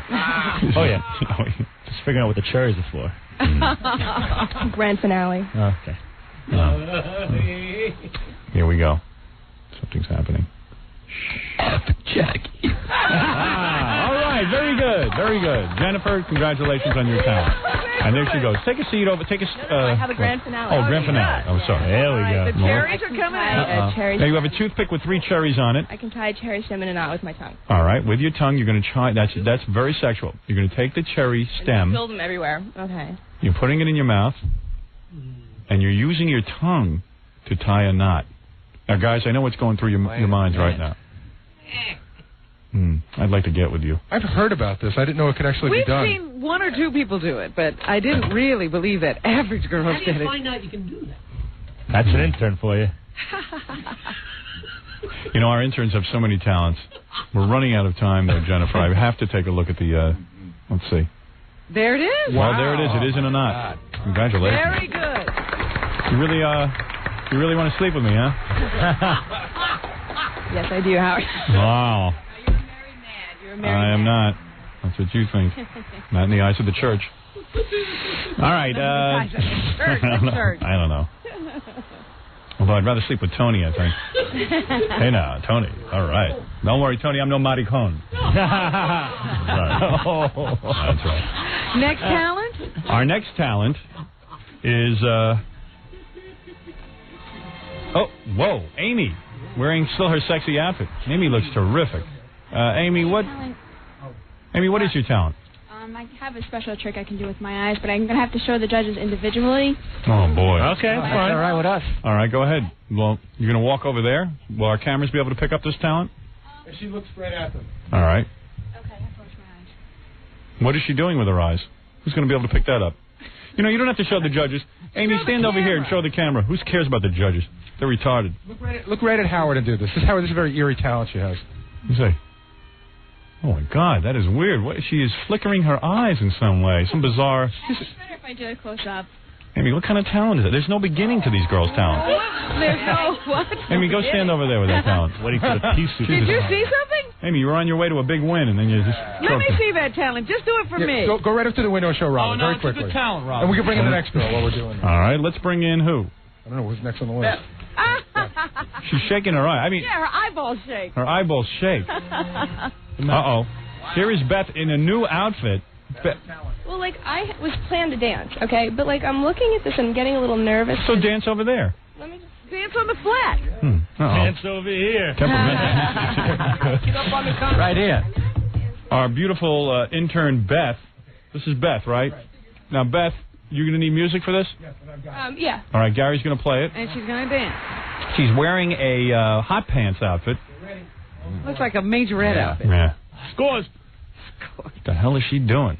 Who cares? A dramatic flash. Who cares? Beth has her back to us. Yeah. Gary is playing on a boombox. This is how we do it. Yeah. Oh, yeah. Wait a second. I feel like I'm at Scores. Yeah. This is great. Yeah, where's the funny money? She's doing real sexy dance. Whoa.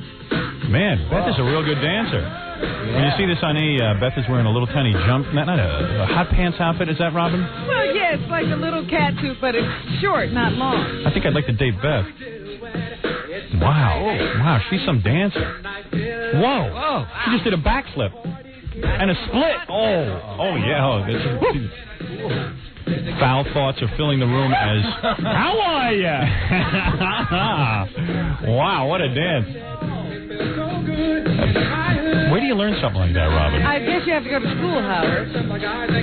Making Vanessa's merengue look pretty wimpy right now. I'll tell you that. I'm waiting for your cue to fade it down, Howard. I'm not done yet.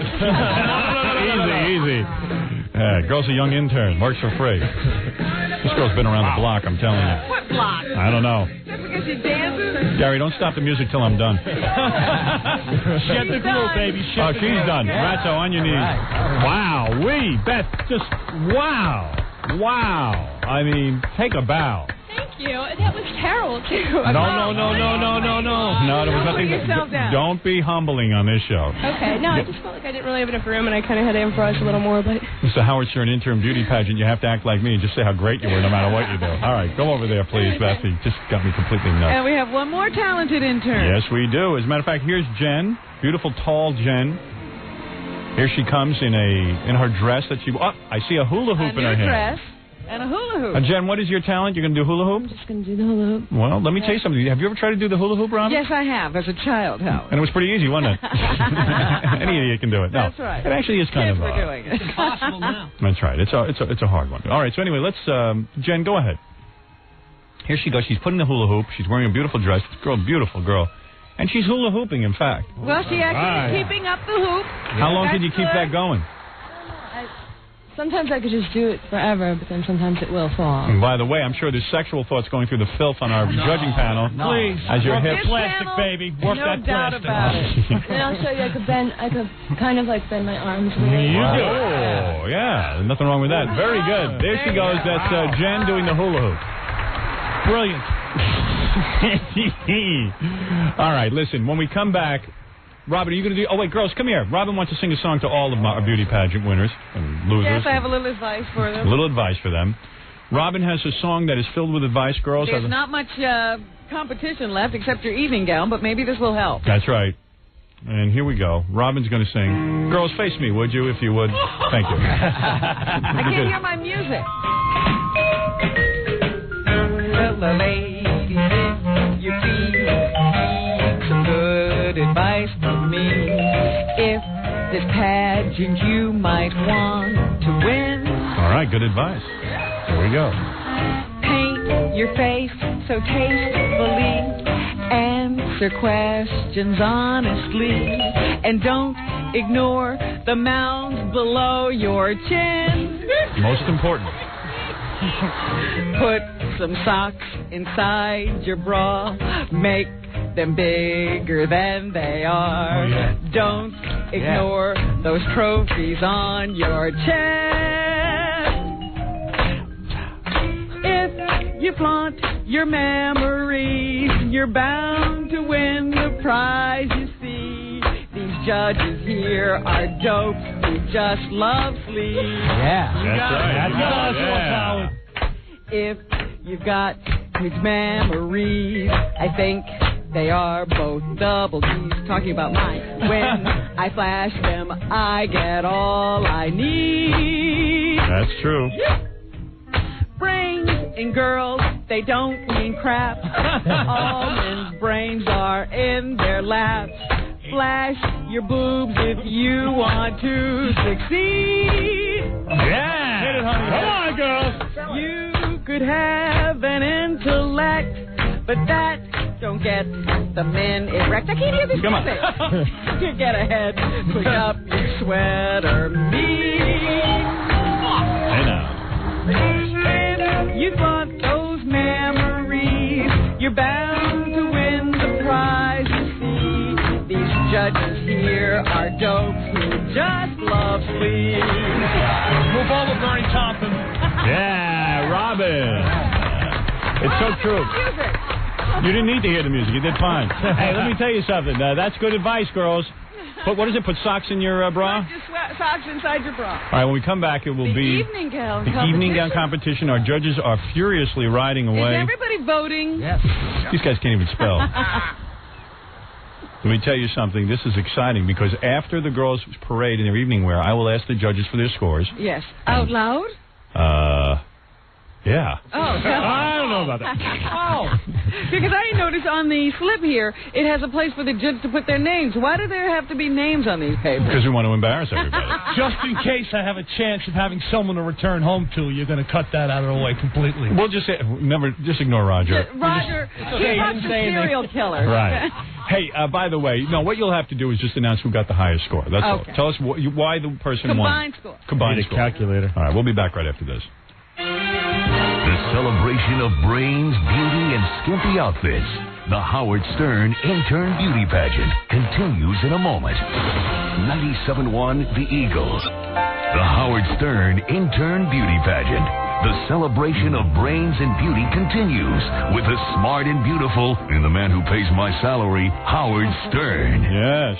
I didn't know I paid his salary, too. But anyway, our judges are here. We're almost ready to wrap up. The girls are going to come up in their evening gowns. Just remember that the winner will get 2 round-trip tickets to Los Angeles from Tower Air. More than just a great fare. Call 718-553-8500 in New York or 1-800-34-TOWER. 1-year membership to Crunch Fitness. 1-year membership to Prodigy Internet. A haircut at the world-famous Warren Tricome Hair Salon on West 57th Street in Manhattan by owner Edward Tricome himself. A diamond pendant valued at $750 courtesy of Fidelity Diamond, the engagement ring specialist. A Sony CD Walkman courtesy of HMV Record Store. Free low-jack system and installation. A year of karate training from Tiger Schulman Karate. How's that? That's just for the winner. And all contestants will receive CD gift certificates courtesy of HMV Record Stores, 5 cases of Mystic assorted flavors, $200 gift certificate from Yope Jeans, Getty Gas gift certificates brought to you by Getty, the value leader in fine gasoline and more, and the beautiful gowns awarded to the contestants of the Howard Stern Interim Beauty Contest were generously donated by David's Bridal, with locations throughout the country. And to reach David's Bridal near you, dial 1-800-399-BRIDE. The girls get to keep their gowns, Howard. They do. Yes, that's what he said, Gary. I thought that's what I said, but maybe I didn't say it. Gary didn't understand it the way you said. And Jackie CDs. Oh, that's right. Do we need to mention those? They get to keep those? Yes. No, they have to get those back. Or use them as coasters. By the way, our esteemed panel of judges is standing by, or whatever it is. It's actually, some of them are laying on the floor. And what we're going to do now, Robin, before we sing the big finale number, is see the girls in their evening gowns. Here's our first one. I was going to ask, does the finale number come after all the judging and That's the right. announcement of the winner? That is correct. Oh, boy. So far, I don't know who to award the winning to. It is tough. Here is Vanessa in her beautiful evening gown. All right. Vanessa's gown, a form-fitting, beautiful, what is that, a gray? Wow, not bad. Ooh, yeah. Did the girls wear underwear, Vanessa, with these? It really depends. What are you wearing? No underwear? Pantyhose. Pantyhose, wow. Bonus points. All right, and here is beautiful Jennifer. Jennifer, of course, 19 years old, black hair, and says she's in love with me. Wow. Oh, that looks like a bridal gown. Virginal. Angel. An angel. You are an angel, aren't you? Thank you. Yes, you look beautiful in your evening gown. And let's bring in Amy, of course. Amy, up until a couple of months ago, was an intern. Whoa, Amy's showing some leg. And Howard, I'd like to point out something about Amy I've never noticed before. Her breast. Tattoos. Oh, where's Amy's tattoos? Let's see, there's one back here. A moon. And one on her back. ankle. What's on your ankle? A dolphin on my ankle. Not bad. Wait, Amy, you got some killer body. Shouldn't hide it. Should wear that around the office more, that gown. All right. While she's faxing.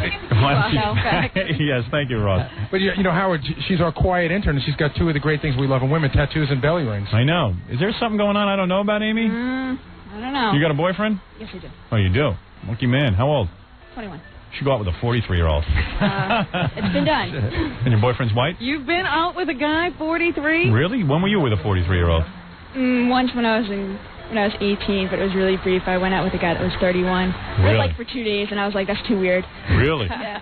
It's that weird? Yeah. Even weirder at Well, 43. If that was weird, imagine what I am. Downright bizarre. So many dreams destroyed. Yeah. He was such a strange guy. How old are you, Roger? 32. Is that right? Can't be right. Roger, you look a lot older. My friends, Rob and Gary and Howard, thanks so much. Roger, you're 32? Are you kidding? Get me the hair transplant. Thanks, guys. Let's bring in our next contestant. Here's Beth. Beth, of course, did that wild dance number, and she's wearing a red gown. Wow. Yeah.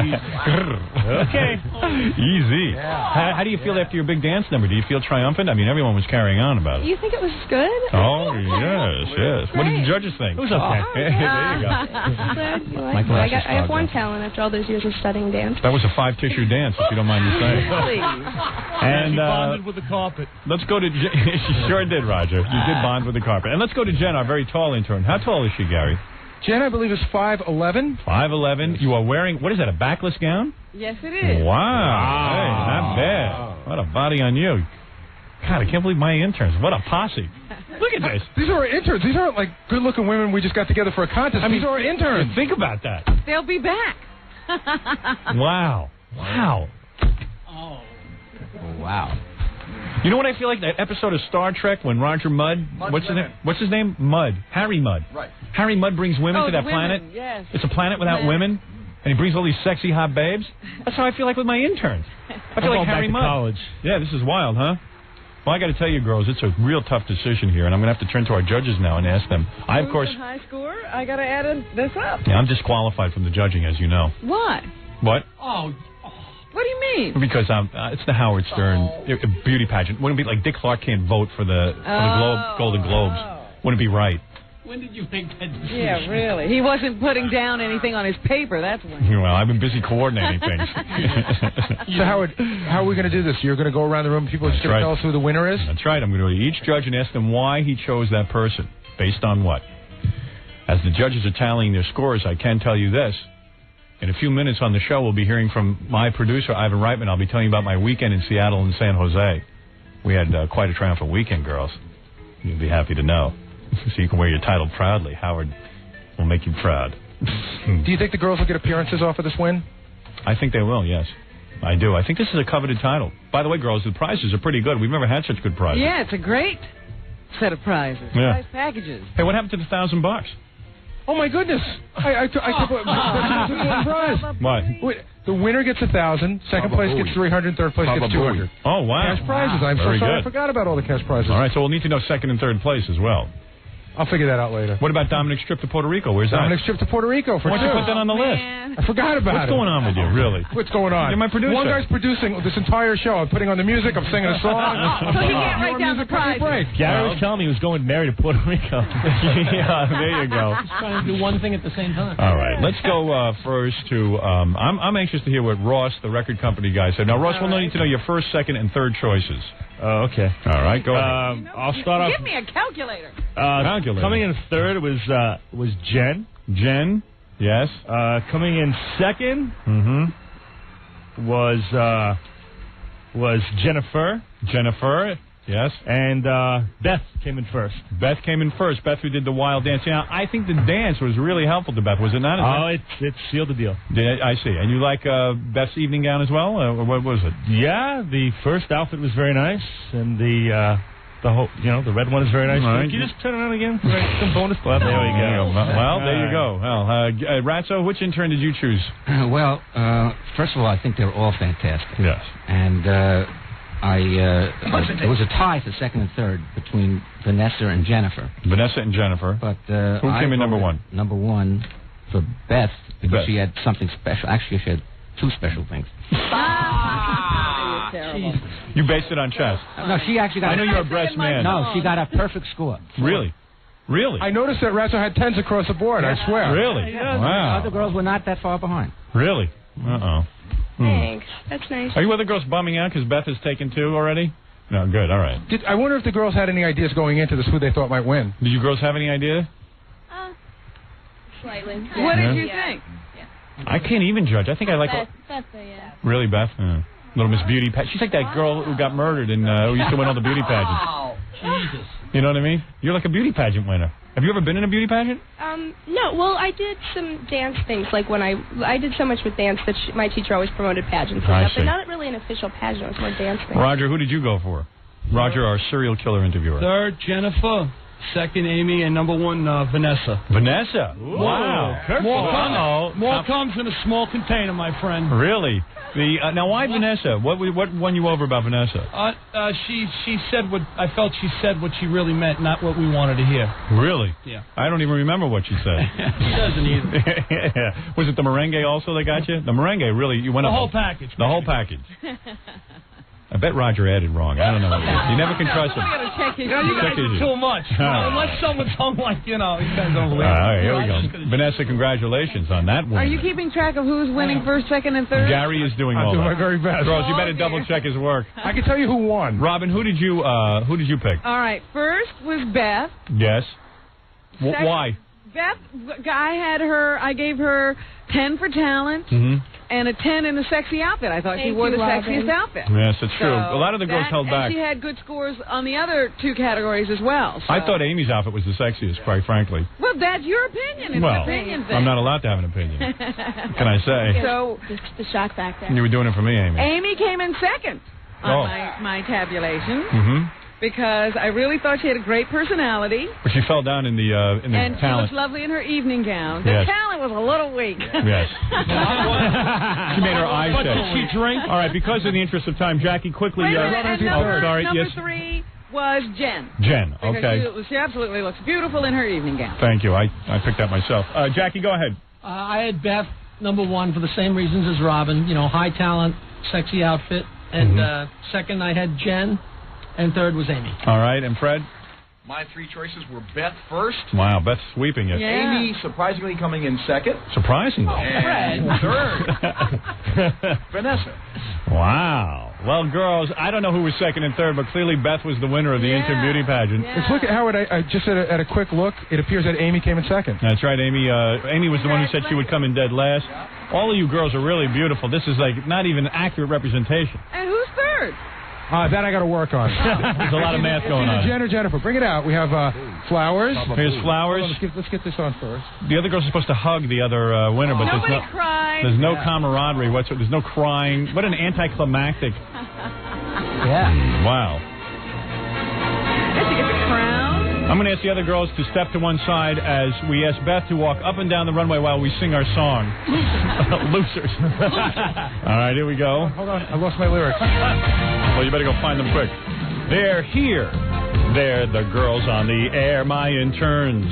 Pardon me if I stare, they're so great, so fresh beyond compare. Nice, fine, white butt cheeks. Boss, you are such a great wolf. Can I stay? I would like to get off. I'm depressed, 'cause I drink from a trough. I've got big horse teeth. And Robin. Howard, these are innocent girls. Don't you leer like a swine at these girls. They all work for free and they all are such pearls. Hey, Robin, where's my glasses? I want to look at all the young asses. Robin. They are young and so firm, these girls. In my bed they would squirm. Who will win? The girl who's probably the best. The first girl who strips and makes love to me could win this contest. Hey, girls, who thinks Howard's a hunk? Don't be shy. You could win all this junk. Win the crown. Spend the night in my bunk.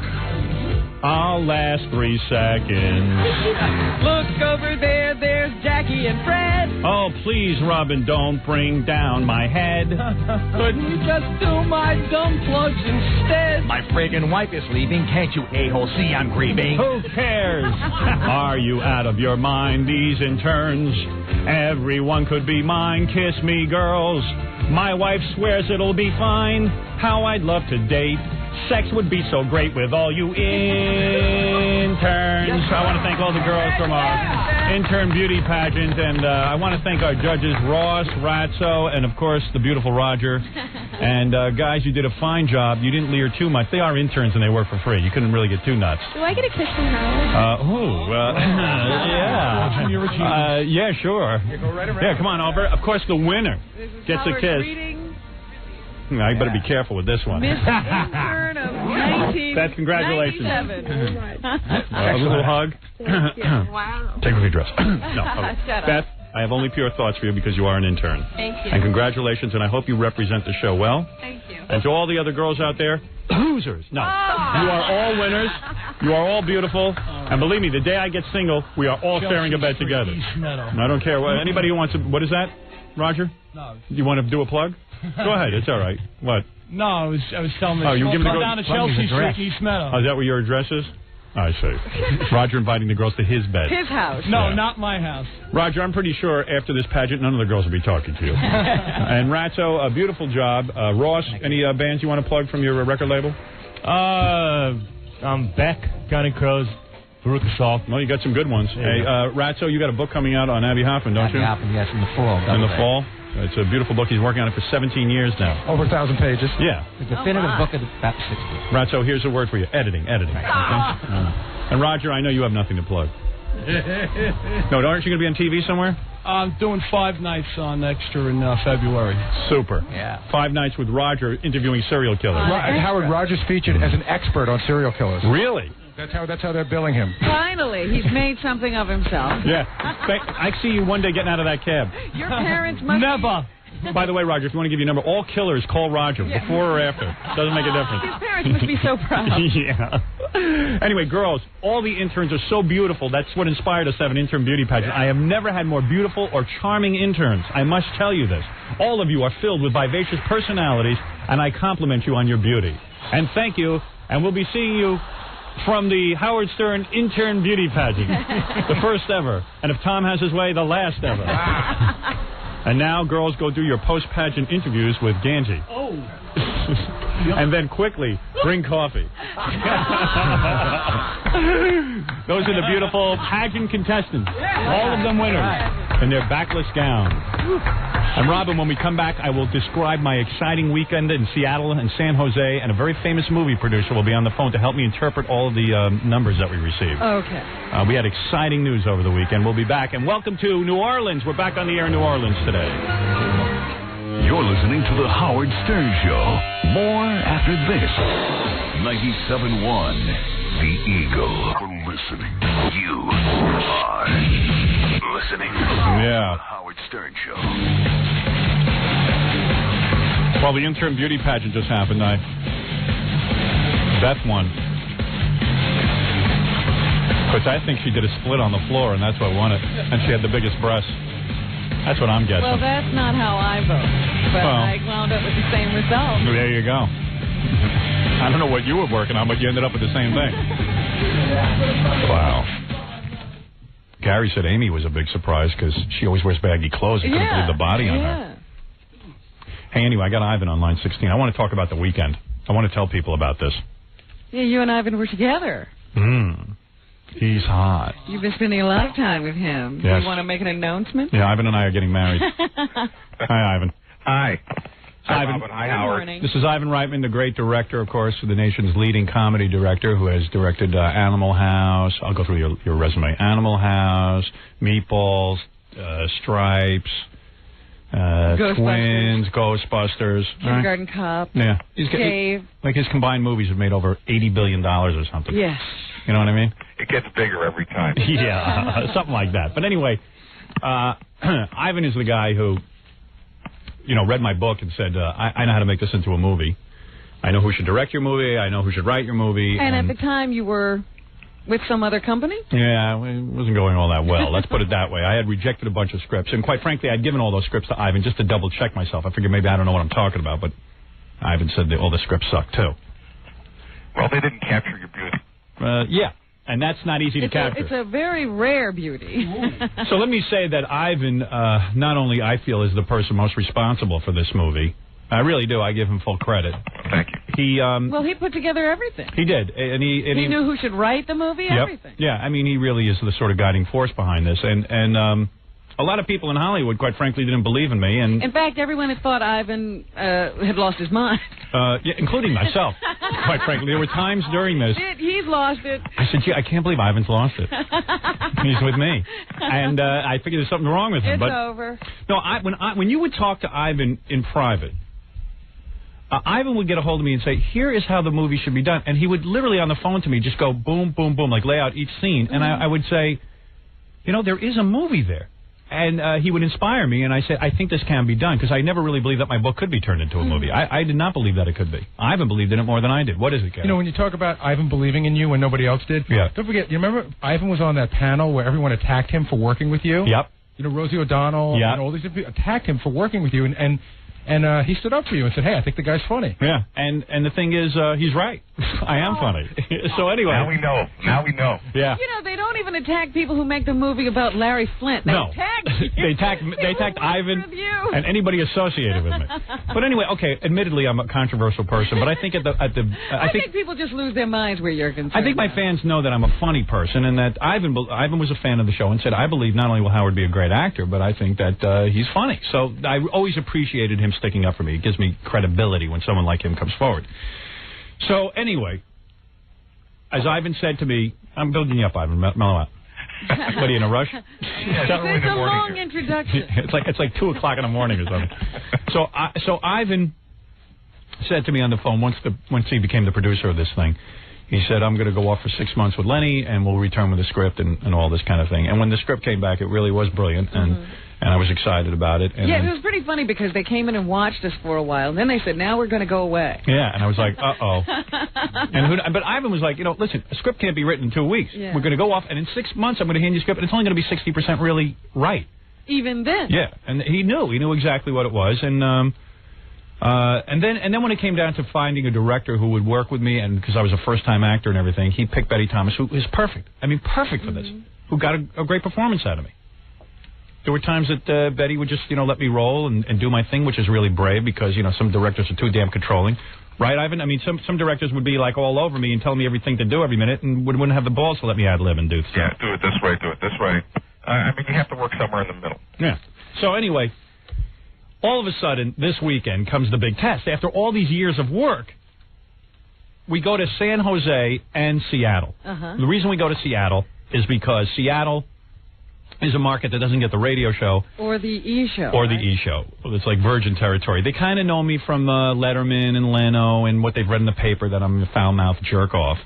But and there was a 50% recognition level, by the way. They knew who I was. We go to Seattle to test this movie, and lo and behold, we had a lot of problems in Seattle. One of the problems was the film physically burned up. It actually melted in the first minute of the movie. Did you think that was an omen at that point? Ivan had to cradle me and rock me. He says, look, things like this can happen.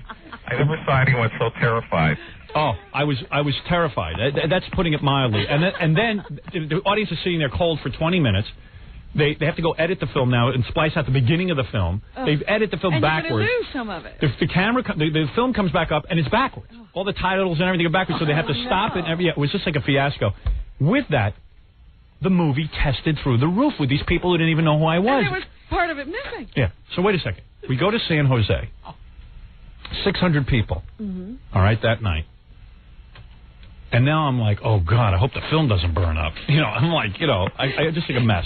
And the fact that and Sherry Lansing was there for it, and she's telling me these are the highest test scores ever for a movie in Paramount. I'm going, you're kidding me. I go, I can't enjoy it because the movie burned up. I can't even believe it. You're still miserable. Yeah, I couldn't even believe it. We go to San Jose. After Ivan said to me before the movie, Ivan, am I accurate? You said they would break into applause 30 times? Yes. And they did. Why did you say that? I just had a feeling about the movie.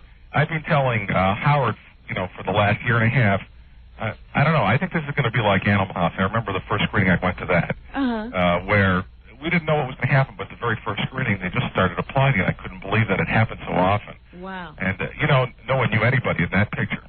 And I just had a sense about how this film was constructed and how funny it was. And we had screened it once at Paramount, to about 100 people. And that went extremely well. And they applauded a ton of times. So I thought, well, when we get into a real theater when people have popcorn in their laps and stuff and they're just relaxed, they're really going to go nuts.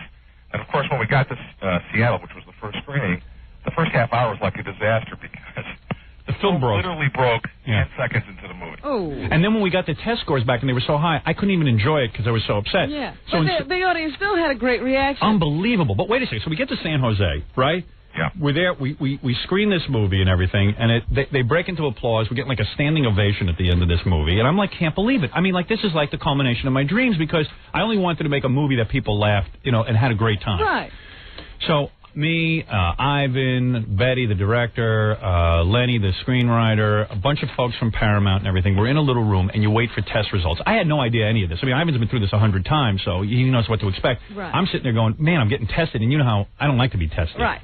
You hate evaluations or tests. Yeah. I mean, I didn't exactly have a stellar academic career, and tests were not my strong suit. But here's a test for the movie, and people are filling out cards and stuff, and you're like, whoa, what's this going to be? So we're all in there, and I guess just nervous energy. We're discussing the soundtrack to the movie, of all things, and everyone's arguing with everyone else about what song should be in, what song should be out, blah, blah, blah, blah, blah. We're all going through this whole thing. All of a sudden, this guy, Paramount, who is that guy, Ivan? He's the person who's in charge of... Goldwyn. He's like... John Goldwyn is like the vice president at the... John Goldwyn. Yeah. He's a real nice guy. Young guy. He's the son of is he the son or the grandson? Grandson of Sam Goldwyn, the guy who started Metro-Goldwyn-Mayer or whatever that is. Right. MGM. This guy walks in, right? His hands are shaking with a piece of paper. So he goes, Ivan, tell me if I have any of this wrong. He goes, this is unbelievable. Now, Ivan can barely talk. Yeah, Ivan's like a no-nonsense guy, so he goes, yeah, so what's the result? Guy goes, no. This is unbelievable. This is unbelievable. Ivan goes, what are the results? And what are the numbers? Yeah, just give us the goddamn numbers. And then he goes, no, you don't understand. And the guy's hands are shaking, and Ivan goes, give me a goddamn piece of paper. I was like, you're driving him crazy. Yeah, enough with the build-up. We don't need a build-up. We knew the audience liked it, but we just didn't know how much they were going to like it. So then the guy goes, now, there's a story in page 6 today. I'll read you. Because, Ivan, have you heard the page 6 story? No, I haven't. All right, I'll read it to you. But what we tested as high as any, like, the greatest movies in the world. Like we tested higher than, like, Forrest Gump and, we tested as high as Forrest Gump and Raiders of the Lost Ark. Raiders of the Lost Ark. And all the movies Ivan has made, even like Twins and Ghostbusters, we tested higher than any of his previous movies. Wow. Yeah, I've never seen numbers like this. I mean, between the sort of excellent numbers, which are... Now, what is the correlation... Yeah, let Ivan explain it. Wait a minute. What is the correlation between these test scores and box office success, Ivan? Not necessarily so. That's what I see. Yeah. Well, no, they're not. It tells you if you're going to the movie theater, you're going to have an amazing time. I mean, between the sort of recommend levels and the excellent and all the adjectives that people used in the cards, shows you that they just loved the movie, thought it was very, very funny and entertaining. Actually, most of them said the funniest movie we've ever seen. I mean, they literally wrote that on their own on a ton of these cards. That gives you a very good sense that they love the picture. It doesn't mean that they're going to show up at the movie theater this week.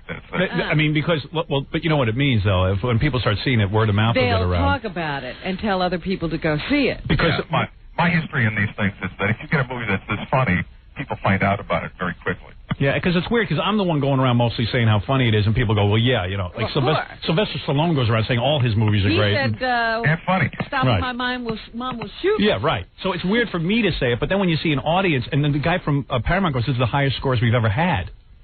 Yeah. And Ivan says these are the highest scores he's ever had, and he's made some pretty damn good comedies. And yeah, there's no guarantee. I mean, that's the marketing thing. Like I don't know that people who have that bias against me who think I'm just like a vagina joke guy or something. I don't know if they go to the movie theater, but hopefully they'll hear it's good and they'll like it. I mean, one of the things that I could see during the film, and it was borne out in the cards, was that, you know, a lot of people going in were concerned that, you know, this was going to be sort of a cheap, kind of silly movie with a lot of sort of dumb jokes. And they were so relieved to see that there was like a great story, that they could believe in stuff, and they get very emotionally involved. I mean, literally, there's one sequence where they applaud every 10 seconds. Yes. Like somebody says a line, the audience applauds. Somebody else says a line, and all of you are involved. And I've never seen that for any scene in any film. What's weird is that like during the screening, I was sitting next to Ivan, we started hugging each other. I mean, it was like a makeout scene. At what point do you start hugging? Well, you know what it was? Like, we were about a first half hour into the movie, and people are just like I don't know. I've never seen people in a movie theater start applauding. They're applauding, and we're like shaking each other's hands, congratulating each other, and then like Ivan would lean over and say, "I told you that was a laugh," and I go, "I didn't know that was a laugh," and everybody just ecstatic.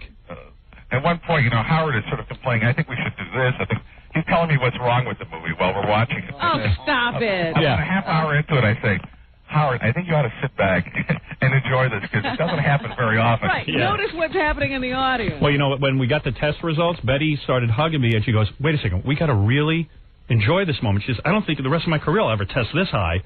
And I said, I told everyone to frame the cards, because they're extraordinary. Yeah. Wow. Yeah, I want to frame. I'm framing the test results. I actually have a copy of them. Forget an Oscar, you got the test results. It was like an amazing night for me, I know. And I mean, Ivan's been through this before, but it was pretty amazing, right? Yeah, and by the way, you know, all of you got extraordinary results when they sort of rated your performances. Both in Seattle and in both places. Yeah. Like normal scores, you know, because they have a thing called the norm, which is what most if you average out films, all sort of A-rated films, they sort of test that at 35%, which means like an actor's performance. So 35% of the audience would sort of vote that this actor's performance was excellent. Not just good, but I mean excellent. It's sort of a top rating. So like Robin, you got a 65% in both Seattle and San Jose. Yeah, you tested really hard. That's an extraordinarily high. That's what a top movie star. I'm De Niro. Easy. You shouldn't have said anything. Fred tested real high, too. Yeah, Fred. The audience went nuts for you. They did. Yeah, we're adding 2 extra shots of you, actually. Oh, yeah, Fred. Getting more airtime. Well, Fred gets laughs. You don't want to take out anybody who gets laughs. That's right. You know, Fred tested a little bit higher in San Jose than Seattle, but he sort of averaged at 62% in the two Wow. cities. Yeah, he was way up. Yeah. Ivan's afraid of Fred, so he don't. Well, he voted high for him. even Ivan filled out a card and voted for Fred. It's really weird because you see these cards and like, what do you think of Robin as an actress? What do you think of Fred as an actor? What do you think of Howard as an actor? You know, it's like really weird. That's amazing. Yeah, and like. You know, Howard got a score in the 70s in both cities. I think 70 in one and 73 in the other. That's nothing. Me? Nothing. 73% of the audience. His performance was excellent. They were rating him as an actor against all other actors that they've watched in movies. Yeah, well, Ivan, it's no big deal. De Niro got a 28 on his last one. But hey, what's the difference? You know, I'm not going to sit here and brag. He studied. That's the best thing about this, Ivan. All those guys who studied, they never get 73s. But it was really weird. We didn't have, in San Jose, we didn't have one fair or poor. You know, when people, they rate the movie excellent, very good, fair or poor. We didn't have one fair or poor. Everything was in the 2 top boxes, excellent and very good. That's how you get those high scores. Yeah. We were in the 90s. We were in the 90s. Yeah, and the results were very similar between the audience who didn't know very much about your show or Howard, and really an audience, I guess, San Jose, your show is #1, I understand. Yeah. And I don't know if Howard told you, but we had, of course, 600 people in the theater. There were another 600 people outside who had gotten there at about 5 o'clock without tickets. No. The show went up at about 7:45. They heard there was a test screening, and they tried to... They just came. Yeah. They just showed up. Apparently, the movie theater received something like 600 phone calls the day before and the day of, wondering if there was any way of getting in. Wow. It was the most incredible night of my life. I mean, really, the most incredible night of my life. I could not believe it. I mean, I was floored. That's amazing. Yeah, I couldn't even get to sleep or anything. And then some people called in who were there. They just really loved it. There's some guys on the phone now who saw the movie. They want to talk about it. You want to hear some people? Oh, yeah, I'd love to. Oh, okay, good. Because this is exciting for us. We worked a long time on I was enjoying it this morning when we first started this conversation. And I know it's way too early about talking about what's in the movie and stuff because... well, we're not going to talk about what's in it. Yeah, let me see if we can do it. I hope they don't give anything away. No, I won't let anybody do that. I'll cut them off. Is this Anya? Yes. Yeah. Anya. Anya was on our show one Anya? second. This is a girl who's an au pair. You got into the screening? Yeah, I did. It was so insane, Howard. Yeah. You were so good. All of you guys are good. Robin, you look hot. Well, thank you. Yeah, you enjoyed it, huh? Oh, I'm telling you, you guys, seriously. Am I making any of this up? I mean, the people were applauding and laughing. Like no, wild. You don't understand. This audience was mesmerized. I mean, Really? all the Stern fans, like the prototypical freaks were there. You know, the toothless weirdos. But then the normal businessmen, the old women, the young college-educated dorks like me, everybody was there. And it was like movie starts, within 5 minutes, everybody's like screaming, "Look at her breasts, blah, blah, blah." It was wild. It was really wild. It was insane. And, you know, to me, fans are the toughest critics. I wanted to please them. Yeah, But in Seattle, when we tested so high, I was like, whoa, because these people had no clue who we were. Yeah. Oh, yeah. And the Seattle audience broke into applause 4 times. 4 times. It took a little longer in Seattle because... But it finally started to happen. Yeah, it really... Well, the movie just wins you over.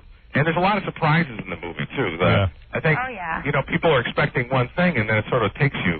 And I was even shocked, Howard, and I met you, and I saw you. I mean, You were shocked probably because you saw that there was a real movie, a real story, and you know. It was like your life is not only funny, it's dramatic. It has a beginning, a middle, and end. There's irony in it. It was, you know what, though? It was really, I don't mean to make it less fantastic than it is at all, or whatever, but it was really moving. It was a dramatic, beautiful story. A woman came up to me. Oh, yeah, you were saying?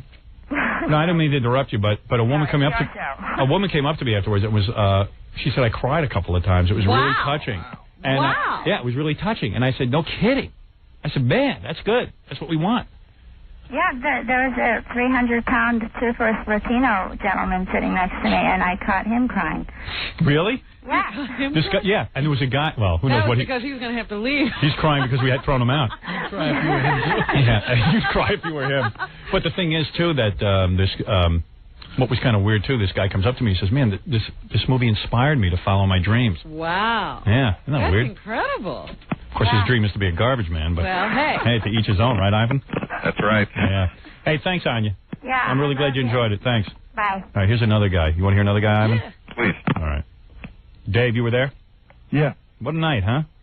Oh, yeah. No, I saw it in San Jose, California. Yeah. Yeah, and it's a heck of a movie, man. I like that. Great, good. I'm glad you enjoyed it. Yeah. It was pretty. It was pretty special, man. I really have never experienced any high like this in my life, and I've done heroin, you know. So. Please.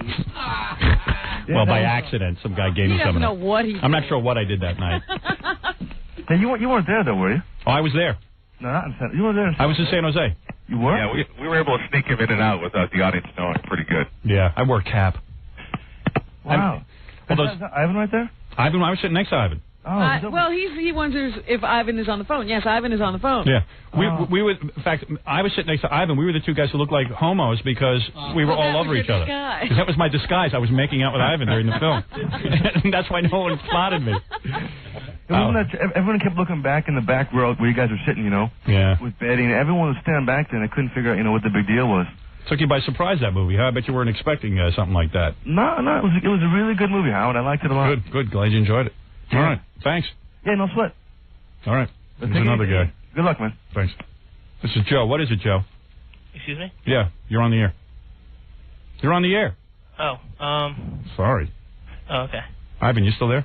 I'm here. This guy's putting you to sleep. What is it, Joe? I work in the Viacom building, and the buzz around here is that they want to sign you to a multi-picture deal. Of course. Oh, they smell success. Yeah, no multi-picture deals for you. Don't take that. Don't take that, huh? Why don't I want that, Ivan? Now, you want to be in control. Ah, interesting. Yeah, that's why you don't want to belong to a studio, is that it? That's it. I just like belonging to something. You know what I mean? I was in the elevator, and I heard that you're going to do better in Beavis and Butthead, by far. Oh, please. Oh, please. Please. Don't even insult us. This ain't no goddamn cartoon. Thank you. Thank you. Yeah. Well, Ivan. That's good to do it. Want to hear the article in the Post? Yeah. No. Page 6. They must have got... Man, thank God we had a good test, because everything we do seems to get coverage. I know. There's coverage all over the place. Why is page 6 on page 8? Because they can't make up their minds. Oh. All right, you ready for this, Ivan? Okay, sure. The headline, looks like King of the Movies 2. All those detractors who dismissed Howard Stern as a foul-mouthed shock jock will be eating their words when the king of all media conquers his final hurdle, Hollywood. The movie version of Stern's Private Parts premieres March 7th, but the early buzz predicts a monster blockbuster. Paramount Pictures, which bankrolled the modest $20 million budget, sneak previewed a rough cut of the comedy in San Jose and Seattle over the weekend to thunderous standing ovations. Seattle isn't a Stern market. He isn't on there. But the 600 people in the audience flipped for the film, said one insider. This was the highest-rated screening in Paramount history, higher than Forrest Gump. Stern, who snuck in and sat in the back, happily accepted the adulation of his new fans and then flew to San Jose for the next night's preview, where the reaction was just as positive. For Stern, who has triumphed on radio and TV and penned 2 bestsellers, box office success with Private Parts represents the ultimate vindication. Wow. This is not even over. You want to hear more? There's more? Yeah, I mean, it goes on and on and on. Listen to this. Did you write this yourself? No. The Talkmeister had been telling his listeners about the movie for so long, and so many studios had passed on it, and so many scripts had been rejected, the project was beginning to seem like the great white whale. To Stern's credit and his agent Don Buchwald's credit, they rejected a ton of scripts, said one source. They wouldn't compromise. After a deal with Reicher Entertainment dried up, veteran comedy producer Ivan Reitman, whose credits include Ghostbusters Dave and Kindergarten Cop, stepped in. Reitman was able to sign on Betty Thomas, who played a cop on Hill Street Blues, before becoming a director and winning raves for the HBO movie Late Shift. And Stern finally found the script he liked, penned by Len Bloom. The book and the movie will tell how Stern constantly had to fight know-nothing station managers to claw his way out of markets like Detroit and Washington, D.C. Quote, it's the coming of age of a kid who wants to get into radio, and everybody tells him he stinks, said one source. Anyone who ever hated their boss will love the way the film depicts Pig Virus, the station chief at WNBC Radio, who eventually fired Stern. His sidekick, Robin Quivers, producer Gary Delabate, writer Jackie Martling, celebrity hitman Stuttering John Melendez, and Major Domo Fred Norris played themselves.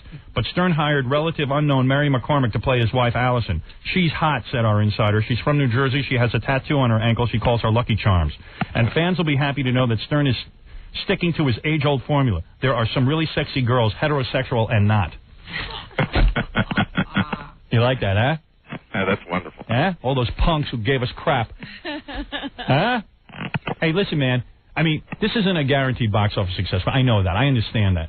But at least we made a good movie. Yeah. And, you know, it was wonderful to see because, as you were saying earlier, Robin, you know, I've had a fair amount of criticism for being involved in this film. So it was a little frightening, but I always had a feeling it would be a great picture, and it was. Because you got balls. You're not like these other directors. They get old and they go senile, and they're afraid to take risks. We're sick of the same crap coming out of Hollywood. You understand that? Yeah, it's time for something new. Definitely. I'm getting tired of going to the movies. I never thought that would happen to me. God bless you, Ivan. All right. God bless you. Your balls are as big as Rush Limbaugh's head. Oh. Did you hear what I said? That's right. Take a bow, my man. Are you bowing? He's probably nude in his bedroom right now. No, I'm about to work out. Really? You're working out? What are you working out? Something could happen. You could have a heart attack. Don't work out. I need you alive. Hey, I don't know how to thank you, man. I mean, really, I truly respect you, and I want to thank you for making this all happen. Well, I want to thank you and all. It's really been a great time. It's been a lot of fun. I've learned a lot, and I'm Fagola for you. No! I just hope everybody else, will discover it as well. Yeah, me too. Well, I'll go out there and promote this thing. I was talking to guys in Oklahoma yesterday, reporters and stuff. Right? Obviously, he's working hard to. Yeah, I'm working this thing. I want people to work. I'm working, man. All right, Ivan. Thanks. Thanks. Nice talking to you. All right. Bye. It's a great director, producer. Ivan Reitman, who knows more than anyone because he was smart enough to put this movie together. Well, this was a tough thing to make into a movie. It sure was. Nobody else could see it. No. I wrote the goddamn book and I couldn't see it. And I'm looking at the paper this weekend. You know what was #1 at the box office? Yeah. That Hollywood Ninja. Yeah, well, I mean, Jesus. Farley. We should have come out this weekend. Yeah, that's what people think a comedy is. Hollywood Ninja. And that'll drop off. Yeah, it didn't even make that much, but Yeah. it was, it was a weekend, and so that's what everybody went to see. So obviously the audience out there wants comedies. Yep. When they came back and said we tested higher than, like, Forrest Gump. We were right up there with Forrest Gump and Indiana Jones. I mean, and quite frankly, they don't get much better than that when you talk about movies. Sherry Lansing says to me, she's like the head of Paramount. She goes, I love this movie. I can't believe it. It's tested. I've never seen a test like this. Now, does she love the movie because of the testing? No, or because of the movie? she ran at that first screening we had for Paramount, and she just said, I love this film. Yeah. I'm behind this film, and we'll do whatever it takes to get word out there. Wow. She called my house yesterday. She was like raving, and then she was on E! At the Golden Globe Awards, and I wish I had tape of it. She she started screaming, "This is the best movie we ever had." It's pretty exciting stuff, man. Well, if it's E, can't we get it? Yeah, I'll get it for tomorrow. I was so stoked. I go back to the hotel in I stayed in a hotel in San Francisco. Real nice place, man. What? Ritz-Carlton. Holy cow. Oh, well, it's a Ritz-Carlton. Paramount got me like a whole floor, for Christ's sake. Well, you're big. Yeah, I deserved it, evidently. I still feel like a scumbag, but I'm in the room, you know. Wow. Nobody else would be on the floor with you, maybe. Yeah, and it's like 3 o'clock in the morning, and I'm like, what do I do with myself? I went back with Don and Lenny and Joe Metchick, one of the producers of the film, and we got tanked at the bar. Oh, God. You got to do something. You got to get loaded. Well, that's what you have to do. Yeah. No, but not everybody has to do it. Trust me, Robin, you do. No, I don't. You will. I will. The night of the premiere, you and I are going to get tanked. No, that won't be happening. You wait, and I'm going to bend you over a sink. Yeah. You're going to see. You're going to get caught up in the moment. I'm telling you, happening. Betty Thomas, pretty reserved woman. As soon as the test results came in after the screening, She was tanked. I was sitting and making out with her in the corner. I could have gone all the way. Okay. Well, then maybe I'll stay away. I don't want to do anything. She was like, we have to savor this moment. I said, honey, I'm savoring everything. Smell my fingers. Have sex with you? Yeah. Savor this right here. Look at these digits. It was something else. Best night of my life. So you got drunk? Nah, not really. In fact, I took, I'm into this whole new thing my wife turned me on to. What? You know, I've been having trouble sleeping because I'm so excited. Right. So I only sleep for like 2 or 3 hours. You're like a baby. Yeah, and I'm like walking around like toothpicks are holding my eyes open. It's it's unbelievable. You think at some point you say, I better go to sleep. Yeah, and I go to sleep and then I wake up 3 hours later and I'm wide awake and I'm freaking out. So my wife said, take Tylenol PM. Oh, God, here he is No, again. wait a second. I take one of these. I sleep through. I've done it 2 nights in a row. I sleep right through the So now night. you're on sleeping pills. No, You're gonna Tylenol be PM. Elvis.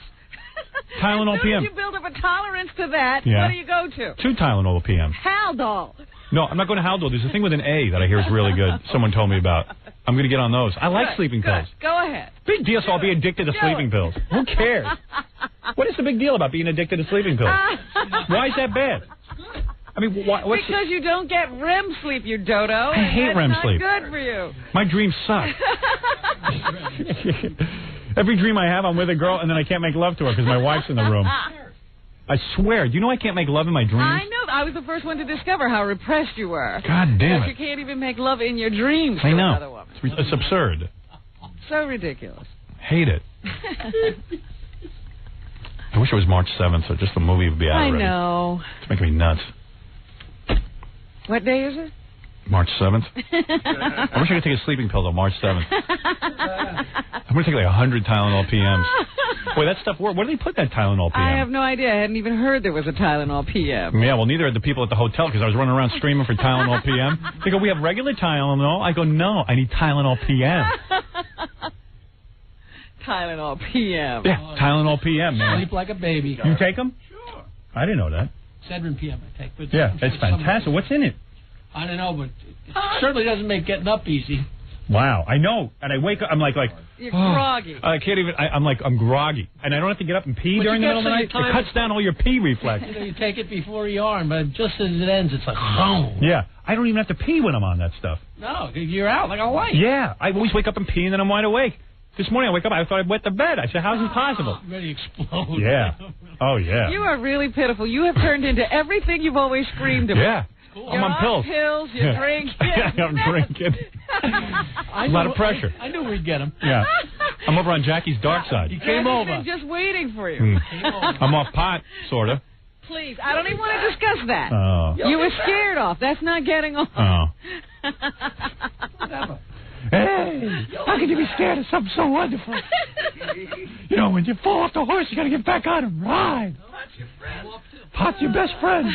Are you up pot? Today. Oh. Well, me too. During the show. Here's some guy who wants to talk about Tylenol PM, my new favorite thing. Hi, Alan. You're on the air. Yeah, how you doing, Howard? Okay. Listen, let me just tell you, Tylenol PM, if you take too much of that stuff, is really bad for you. Like, Tylenol has been shown to sometimes affect your liver. Yeah, that's if you're trying to I got an alternative, though. I didn't pull up without a solution. What? There's something called valerian root. You get it in a health food store. Nah, that stuff never works. Nah, man, it makes you sleep like a baby. I want chemicals. Natural. Yeah, I don't want natural stuff. I want like a chemical. Yeah, the chemicals screw you up. I don't want no root. Those roots never work. They do work. It works. This is like organic masculine. It don't work. Yeah, right, yeah. You know I'm what telling you, really give it a works? try.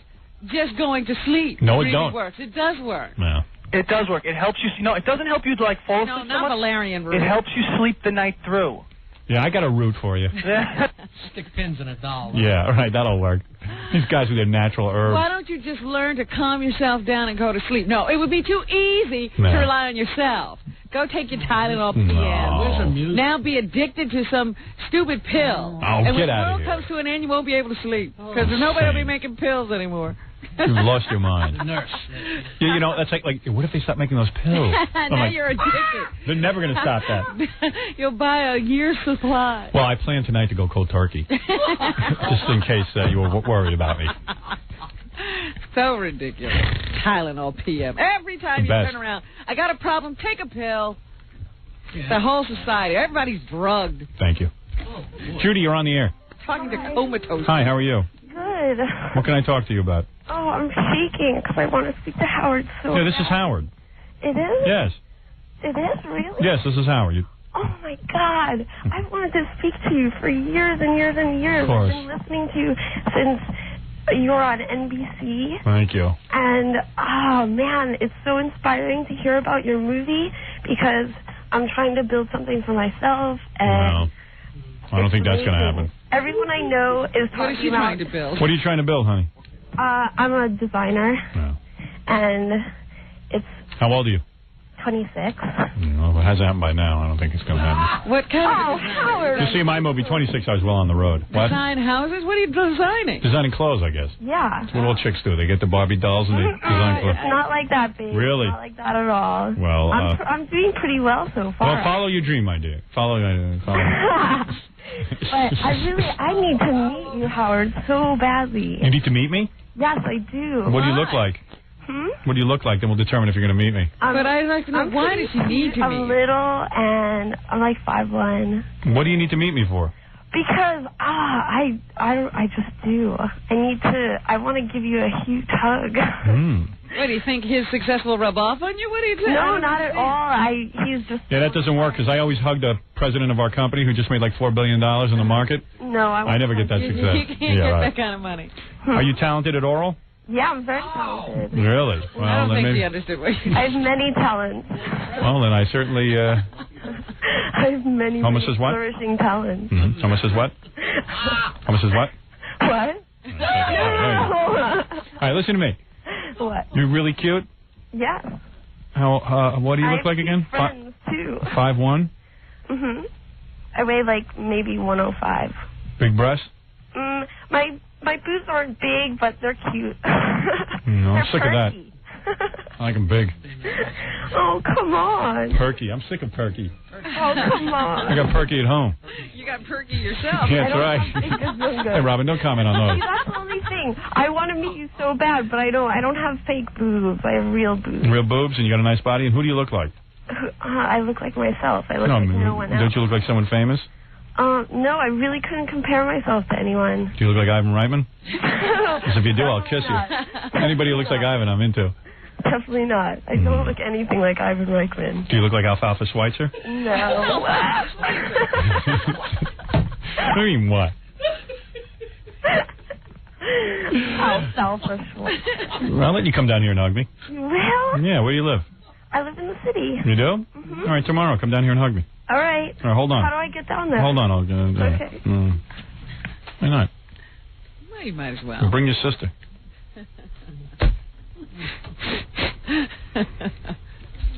Sue, you're on the air. Yeah. What's the matter? I am really disappointed in the intern pageant this morning. Why?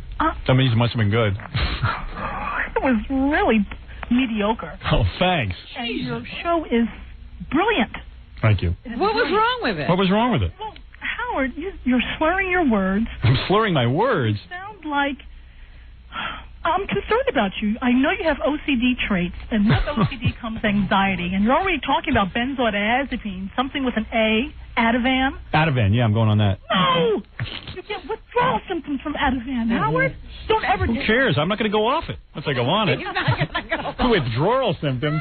You'll never know that. Slurring my words. I took one Tylenol PM. It's the Tylenol PM. You are about to conquer Hollywood. You are the king of You'll Hollywood. be a wreck. So I got to go on drugs. Everyone in Hollywood's on drugs or Scientology. Yeah, you got to go to rehab. Yeah. Howard, you are the search engine of the airways. Thank you. Okay? Yes. Internet reference. You are absolutely, you're brilliant. Thank you. And I was so disappointed in the show this morning. And Oh, shut up. It was great. It was great fun. Take it easy, take it easy, take it easy. Wow. The judges were schmageggies. Those are my buddies. You sound like you're asleep. Asleep? You know the person who was really excited about the show? Yeah. Gary. Was it his idea? No. You bitch. You bitch on wheels. You sound like you're a pig and you're just jealous that you can't be in any beauty pageant. Slob. You big slob. Yeah, right. Well, I'm going to tell you something, Howard. Why don't you get a piece of paper?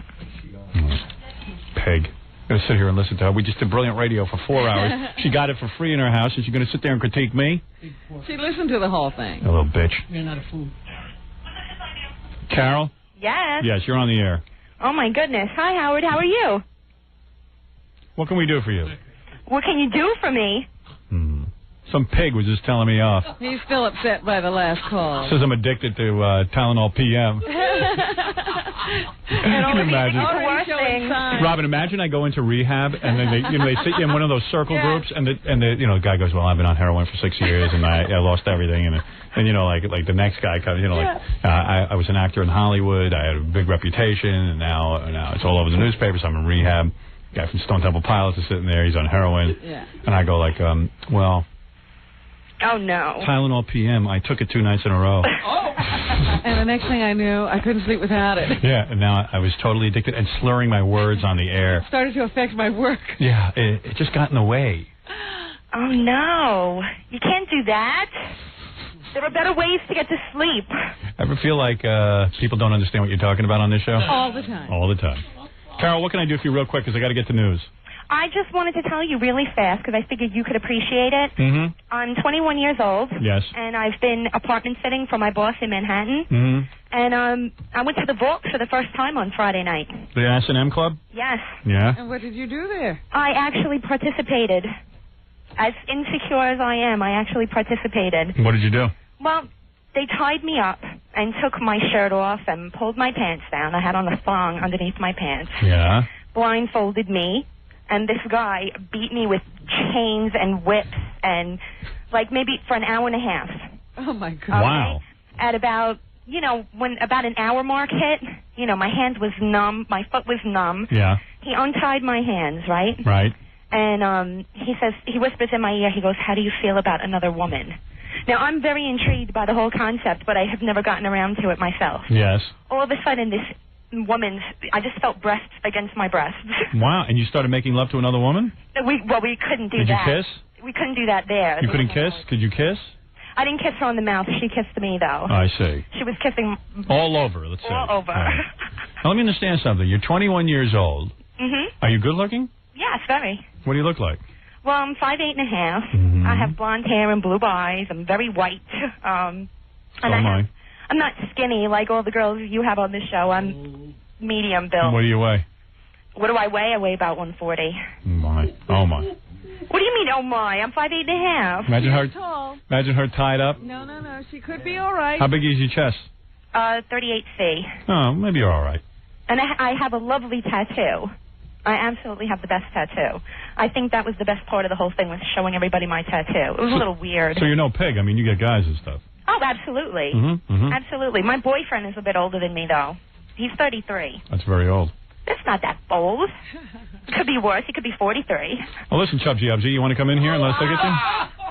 Hey, wait a minute. So they tied you up, and and the guy beat you with a chain for an hour and a half? Yeah, and then you like that?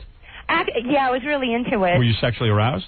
Yes, I was. Because you were nude in front of all those people, and they were staring at you while you got beat, and it turned you on, didn't it? Yeah, it really did. You're a bit of an exhibitionist, aren't you? Yeah, I just learned that I am. Yes. I can't be dominating at all. Now will you go out in public nude more? I might, actually, yeah. I see. I actually might. She came to a revelation about herself, Robin. And she liked the girl thing. Too bad they didn't beat a few pounds off you. I think you at 130 would look a lot better. Well, I'm working on it. Right. It's the winter. Come on. All right. In the summer, I'll be beautiful. All right. Very good. Thank you. Well, Howard, congratulations on your new movie. I can't wait to see it. Very good, Carol. Okay, have a good day. Thank you. Congratulations on finding out the inner you is really messed up. Thank you. Bye-bye. Goodbye. Yes, Robin. Sometimes you learn things about yourself that you shouldn't really learn. That's right. I don't know why you're exploring. Why explore there? It's like, why go discover, Alaska? Right. Who cares? Well, no. Alaska I could understand, but why go to discover you like to be beaten? Imagine getting beaten by a chain for an hour and a half and liking it. And you're blindfolded. Yes. Some secrets are good to keep them secrets. Yeah, you never needed to know that. Anyway, Robin, let's take a break. We'll come back. We'll do the news for everybody. Right. Exciting day today. Despite the woman not liking the intern beauty pageant and thinking that I'm now addicted to drugs. Well, you are. You're a Tylenol PM junkie. How embarrassing. I'm a junkie for Tylenol PM. I've got a Jones. Oh, goodness. Because, we used to make fun of that guy, Benny, who used to come in here because he had to go to rehab to get off marijuana. Yeah. That's unheard of. Yeah. You'll be there for Tylenol PM. Yeah, an over-the-counter medication. It is good, though. And, last night, I did it Sunday night. I did the Tylenol PM, and I slept like a baby. And then last night, my wife said, are you going to take the Tylenol PM tonight? And I said, I'm not going to take it because I don't want to be like someone who has to go to sleep. Your wife is like your pusher. Yeah, right. And I said, I'm not really going to take it. She goes, good. So I go upstairs, and I see the Tylenol PM is on her night table. And I'm looking at the Tylenol PM, and I said, How come she knows about this? She's taking this stuff, too? Yeah. Well, she lives with me.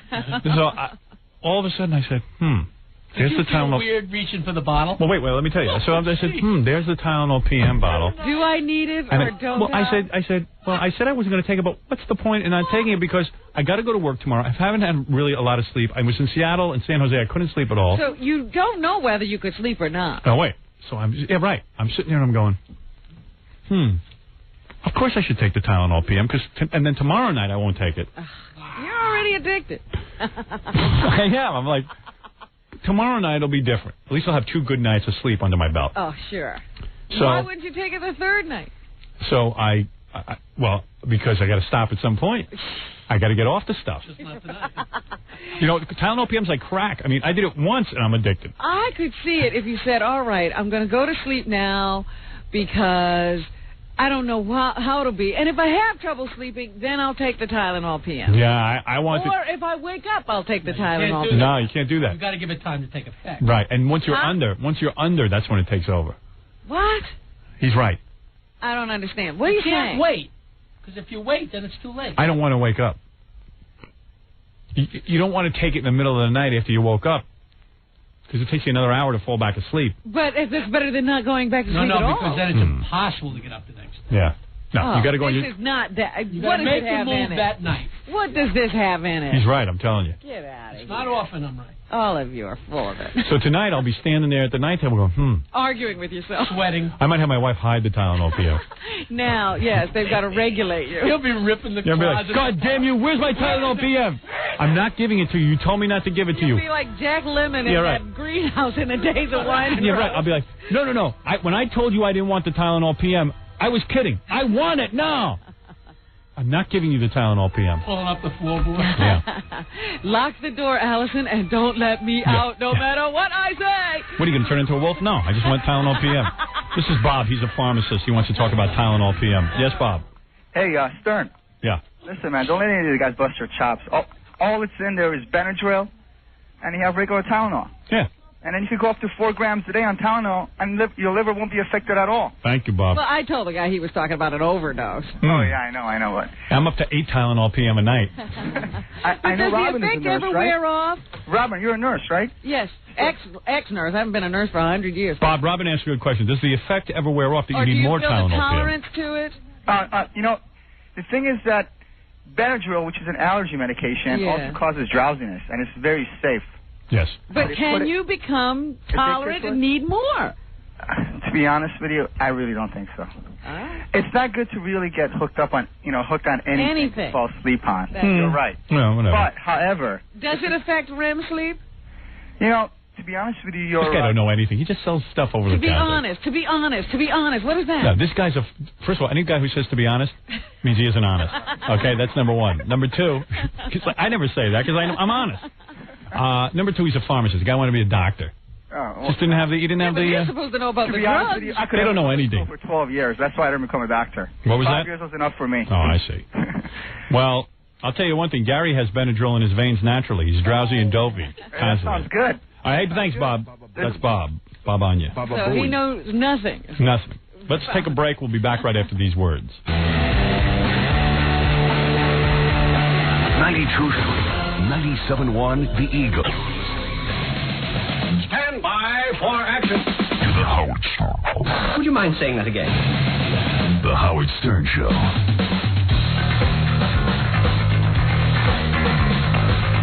Okay.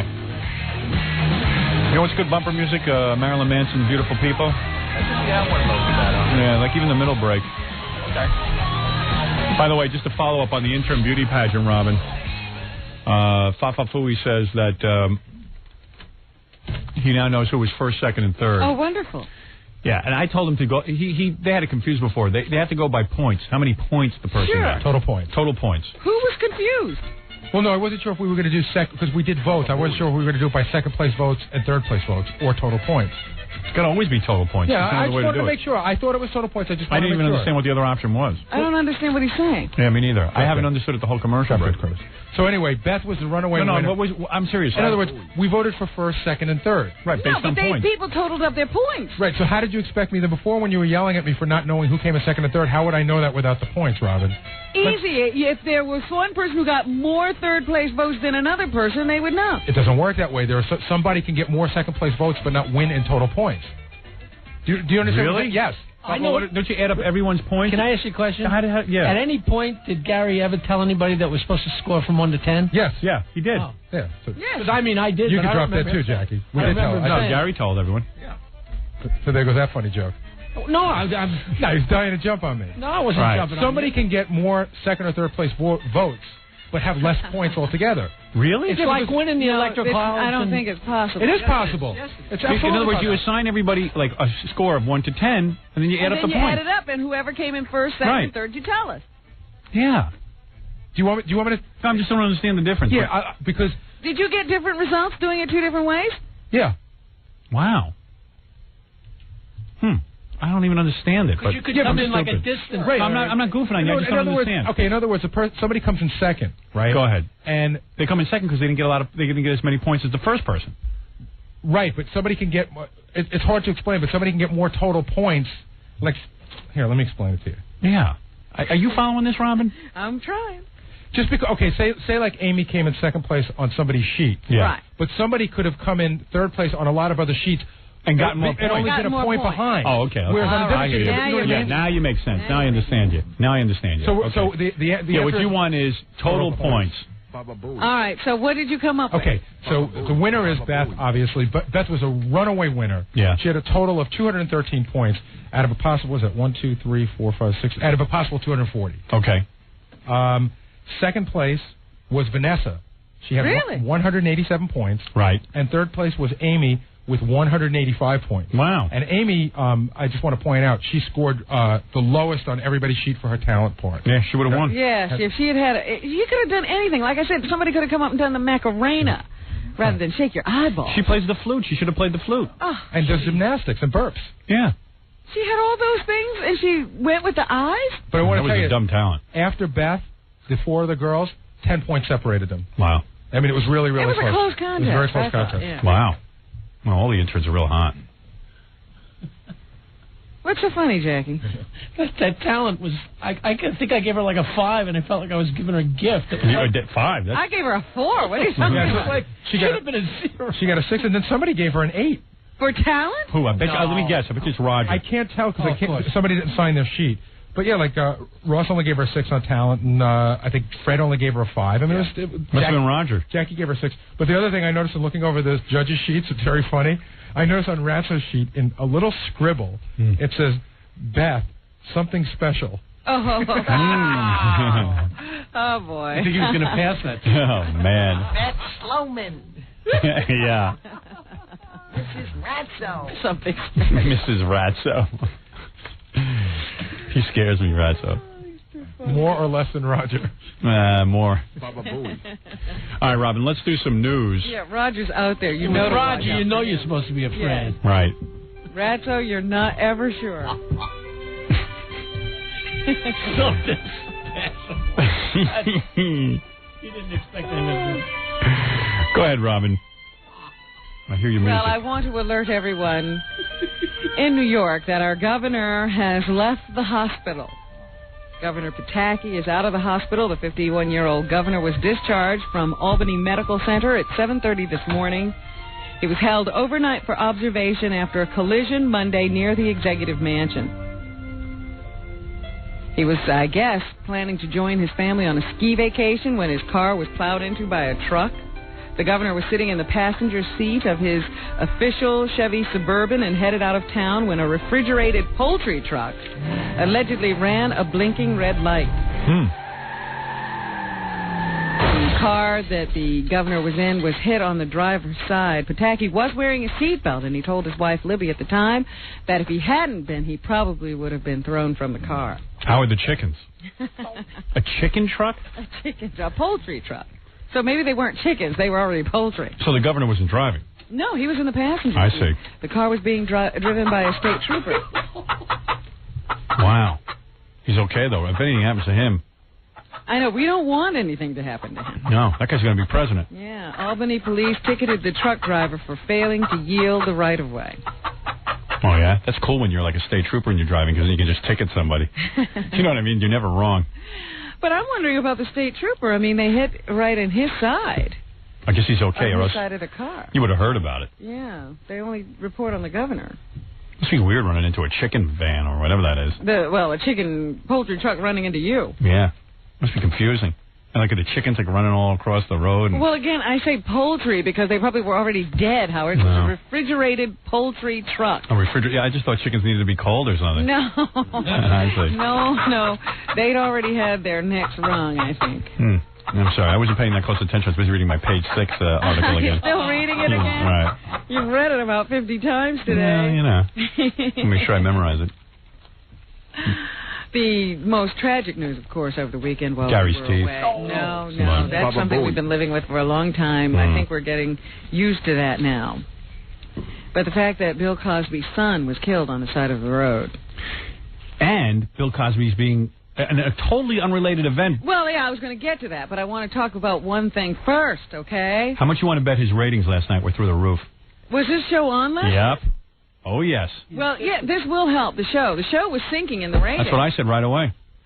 And they were wondering if, in fact, I just read an article. Cosby had said this time around he wanted the show to only concentrate on his relationship with his wife and whoever else, adults. He didn't want any children in the show. And because the ratings were constantly sinking after a good start, they were now talking about whether they should add some children. Yeah, of course. Make it like his other show. Right. So which he never should have left. That was a discussion, but now maybe that won't have to happen. But anyway, his son, who was stopped on the side of the road to repair a flat tire, wound up being shot and killed. It's a very bizarre story. And what do you think's going on here? I don't know. The whole thing is that he was on his way to see someone. Go ahead. And he called them to say, look, I've had a flat tire, I have a problem. Why don't you come out here with your car, shine the light on my car with your headlights, and that way I'll have some light to change this tire. So that woman came, and she was sitting there with her headlights on. She was cold, and so he told her to get back into the car, or she decided to get back into the car. So she got back into the car, and then all of a sudden she says some guy just approached her in her car, and she got scared and drove off. And then before she got home, she decided, to turn around and come back. And when she came back, he was lying on the side of the road dead with a gunshot wound. I like how everyone plays super sleuth in this, Gary was telling me he was driving in a car here in New York, and here's some morning team yesterday. There's a new morning team on, they were like discussing the murder case and trying to figure it out on the air. Oh, they're going to figure out what happened. Like the helicopter girl and the anchor guy, and they were like, yeah, what do you think? Whenever you hear people talking like this and they're trying to discuss a murder case, it just sounds sort of weird. It's horrible. You don't want to hear that. Hey, Gary, come in here and tell Rob about that. You got to hear this one. But I don't know, And the woman he was going to see was related to Melissa Gilbert in some way. Really? Yeah. I mean, she's trouble. Don't say no more. Say no more. Stay away. Oh, dear. What happened to Rob Lowe? Hey, I'm reading this and I go, Gary coming? I guess so. I don't know. Somebody get Gary. So, Cosby's on the front page for his son getting killed. Then this other thing that you're going to talk about. Yeah. And I'm like, whoa. First thing that shoots into my mind. Like, isn't that guy on Monday nights? He's going to go through the roof in the ratings. And then Gorilla walks in and he goes, I watched it last night. I never watched the show before. I had to watch it. They had to watch the show. Why would you have to watch that I don't show? know. It's not like he just taped that and you could see his grief. Gorilla doesn't understand that. People were looking for clues. I think I see something in the corner, like Bruno Mali's. I was looking for a change in expression. I was looking for something to indicate. Sort of sign. Maybe Cosby knew ahead of time. Dividing thing. Right? You had to watch, right? What was that? I had never seen it before. I was flipping through the channels. Normally, I would have just kept going right past it, and I just had to stop to see what the hell was going on. Right. You thought maybe you'd learn something. What did you learn? We learned he's very stupid. I learned that his show was pretty boring. Was it bad?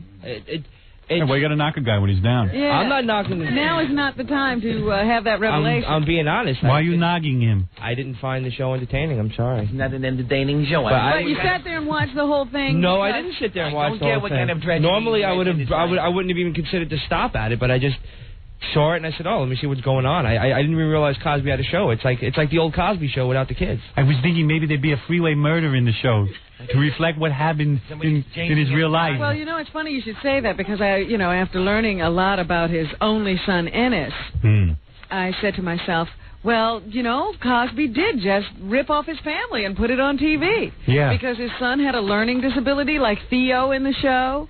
He was the only son. So it was all Cosby's family on the original Cosby Show. Yeah, that's going to be the worst, losing a kid, man. I know. I mean, Cosby must be all freaked out.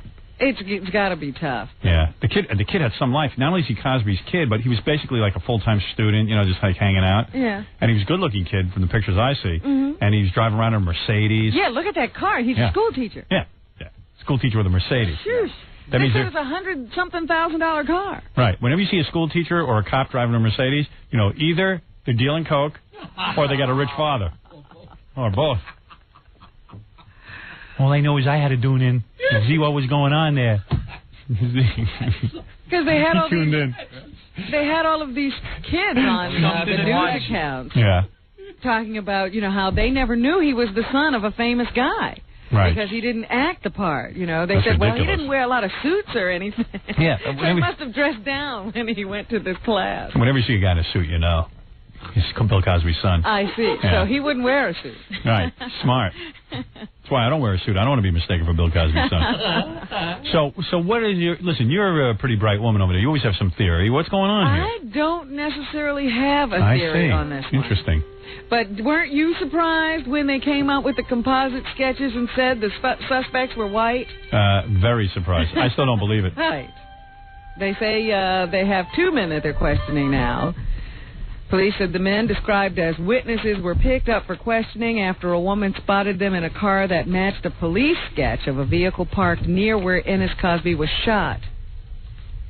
So, I guess this is a very difficult crime to solve because you don't have a lot of witnesses. This was on an access road to a highway or something, and it's not a place where a lot of people are just standing around. What if the person who said they were witnesses making this up and they really didn't see any white guys?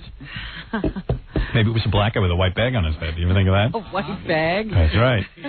Baba Fooey. So you were listening to the radio yesterday. There was some morning show here in New York and what were they doing? In a full analysis? Well, they're doing, in deep voice. Hello, hi, how are you?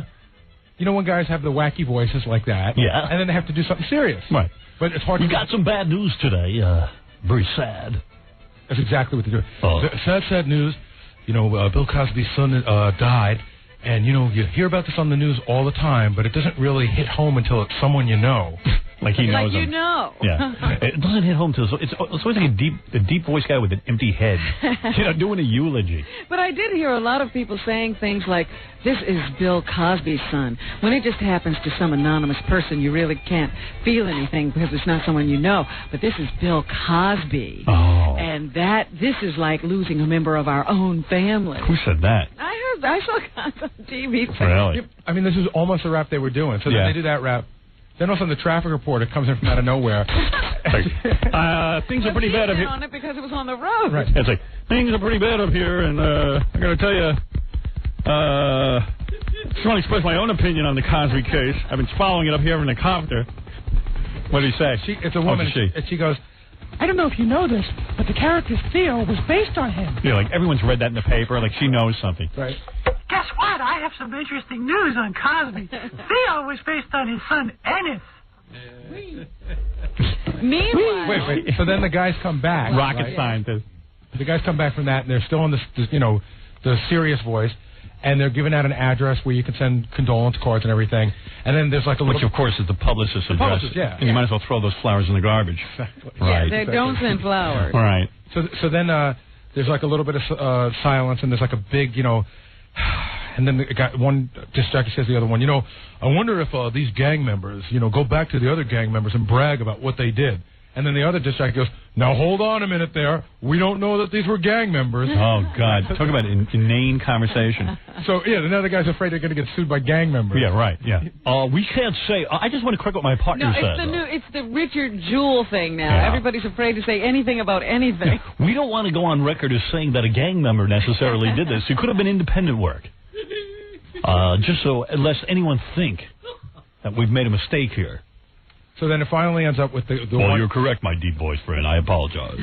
So the deep voice guy, the one that's a little bit more in charge, he says, so again, in case you're just tuning in, Bill Cosby's son, dead, was killed on the side of the road, and we send our deepest condolences, and we're very, very sorry, and our deepest sympathy goes out to the family. 9:38 last night on the Jay Leno show. Yeah, right. Yeah. Moving right along. Yeah, nice. Nice segue. And that's another weird thing that, like, disc jockeys around the country do now. I guess if they don't have any of their own material, the thing to do is you replay Jay Leno's monologue. Yeah, I know. Well, they started that with David Letterman's top 10 list. Yeah. Remember a few years ago, disc jockeys were doing that? And now it's last night on Jay Leno. Does that get ratings? Why don't we just sit back and replay his monologue? Are you allowed to? Yes. Evidently, Jay likes it. They pipe it right over the NBC line. Hey, why don't we do that? We could. I hear it every morning. Well, let's get it. We'll goof on it. Can we fool around with it? Yeah, of course. Yeah, they pipe it over. We can take it. Yeah, I got to tell you. Can we make it dirtier? Like we'll spice it up? Punch it up a little. There you go. You get such a boner, Kevin. Dirty Jay. Well, what we could do is, he could do his joke, and then we'll come up with alternate lines for him. We'll do that tomorrow. All right. That'll be fun. Getting a little off the subject, a related story. Cosby was also being the victim of an extortion plot. Now, how's that work? While this whole tragedy was going on in his life, a woman claiming to be his illegitimate daughter was arrested in a plot to extort $40 million from the entertainer. Is that all? Authorities say there's no connection. Is that all? $40 million? Yeah. Well, if you're going to extort Cosby, get $400 million. The guy's worth about $10 billion. I think that's about all that he has. Oh, I see. Authorities say there's no connection between the case and the January 16th murder of his son, Ennis. Autumn Jackson, 22, of Los Angeles, demanded money to keep from going to the tabloids with her story that Cosby was her father. After they came to some kind of a deal to pick up $24 million, she was arrested. Good. An FBI affidavit said the Cosby family has made payments to Jackson for education for several years. Oh, really? Yes, but apparently he does this for a lot of different people. You know, he just decides, you know, hey, I want to support their education. So she turns around and burns them and tries to extort money out of them? Well, this is what happens sometimes when you help the less fortunate. Wow. That's why they're less fortunate. They're wacky. That's right. Wow. Cosby has denied that the girl is his daughter and has a birth certificate to prove it. It's written in crayon, though. So anyway, a lot of things going on with Bill Cosby, too. What were the ratings on his show last night? I wonder if there's more morons like Gorilla. I don't know that there was an overnight in the paper, so maybe we'll see that in a couple of days. We'll have to make sure to check the weekly ratings to see if this made a difference. I had to tune in. I don't know. I just watched his show last night because, maybe something was going on. You know he represents a lot of people. If he did that, that means a lot of people. That's what I'm saying. Gorilla is the massive. Lowest common denominator. Right, exactly. There's your theory. Dennis Rodman has come to a settlement. Jeez.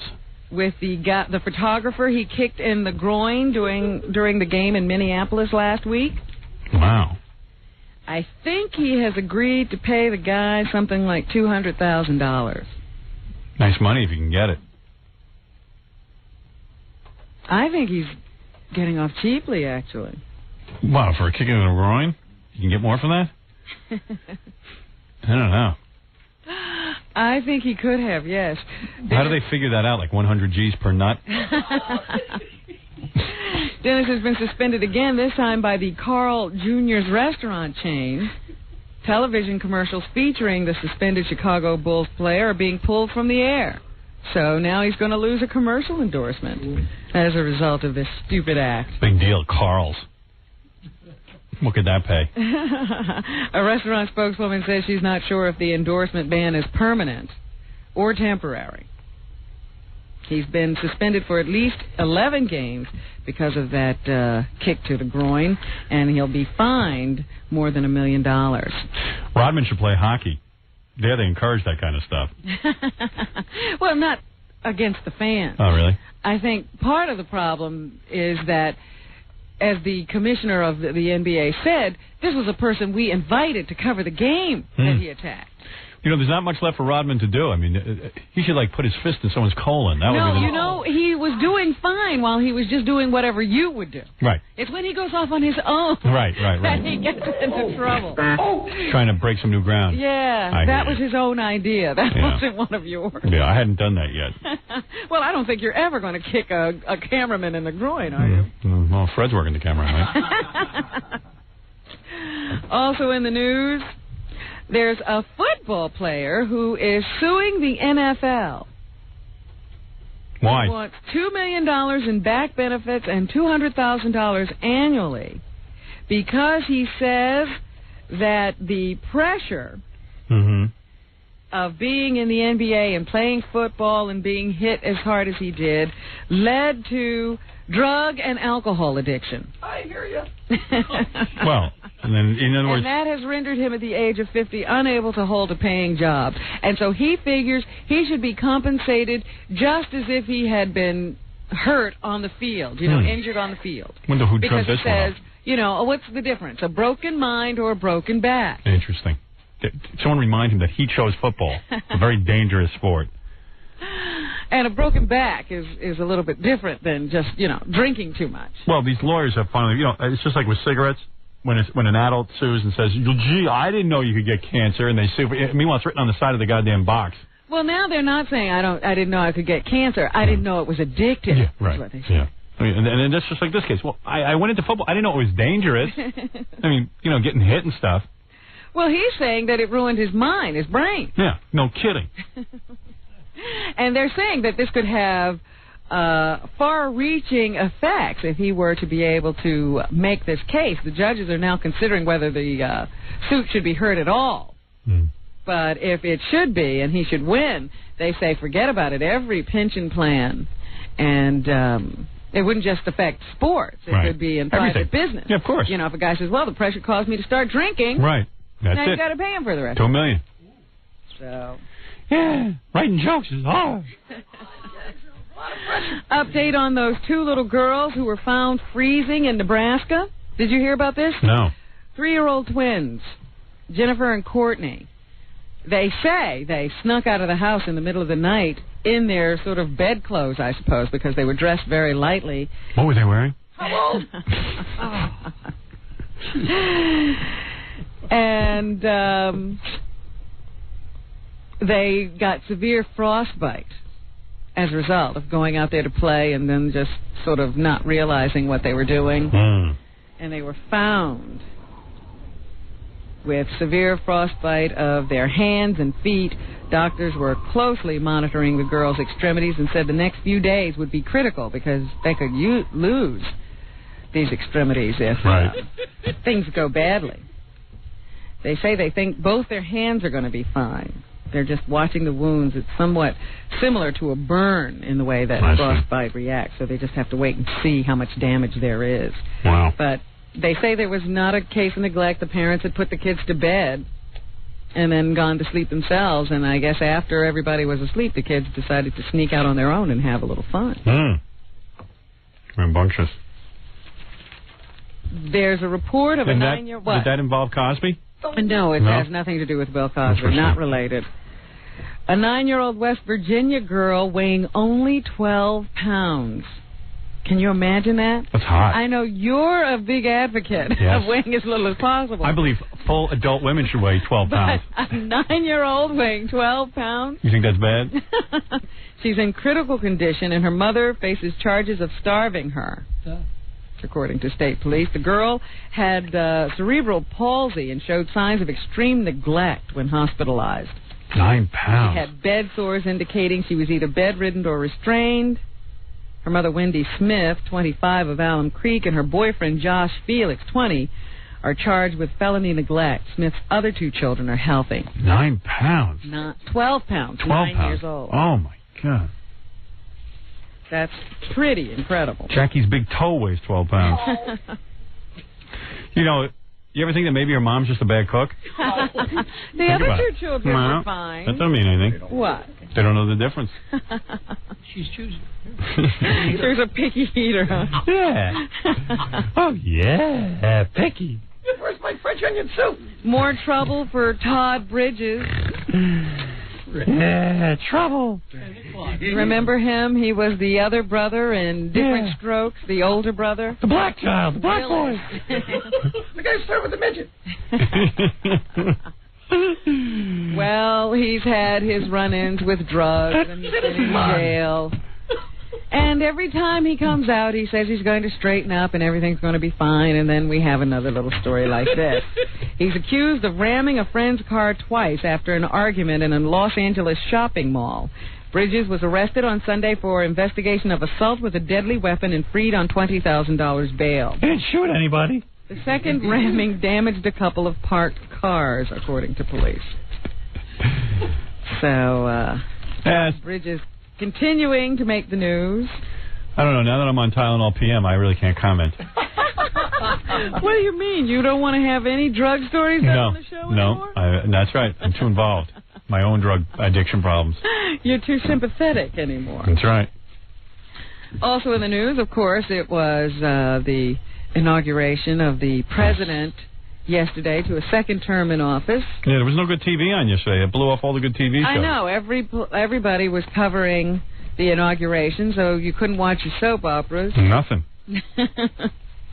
So let's go to some of the parties. Here's President Clinton last night at the party for the state of California. I think there were something like 15 or 16 inaugural balls, and the first family visited all of them. Wow. What an accomplishment. I can never thank you enough for your uncommon kindness to me. You're welcome. Your support. Yeah, well, how about thanking me and getting the FCC off my ass? Thank you. All the support I gave you. And here he is addressing the party for his home state of Arkansas. I thank you for starting me out, for staying with me, for going the long road when the road was short. They did everything they could to derail me and derail the whole state. And it didn't work out because we just kept working for America. Now, where the white women at? So he went to 18 balls. Something like that. Wow. It was in the teens, in the double digits. 18 balls. How do his pants fit? How do his pants fit? Here's Hillary Clinton. Here's my wife.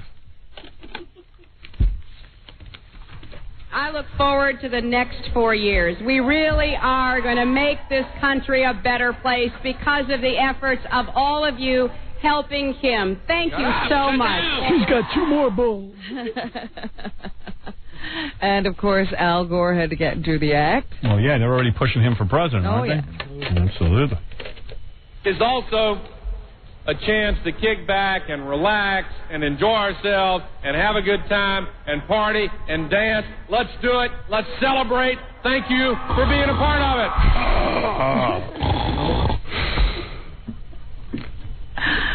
And finally, Roger Clinton provided some of the entertainment. He played at the party for the state of Arkansas. There you go.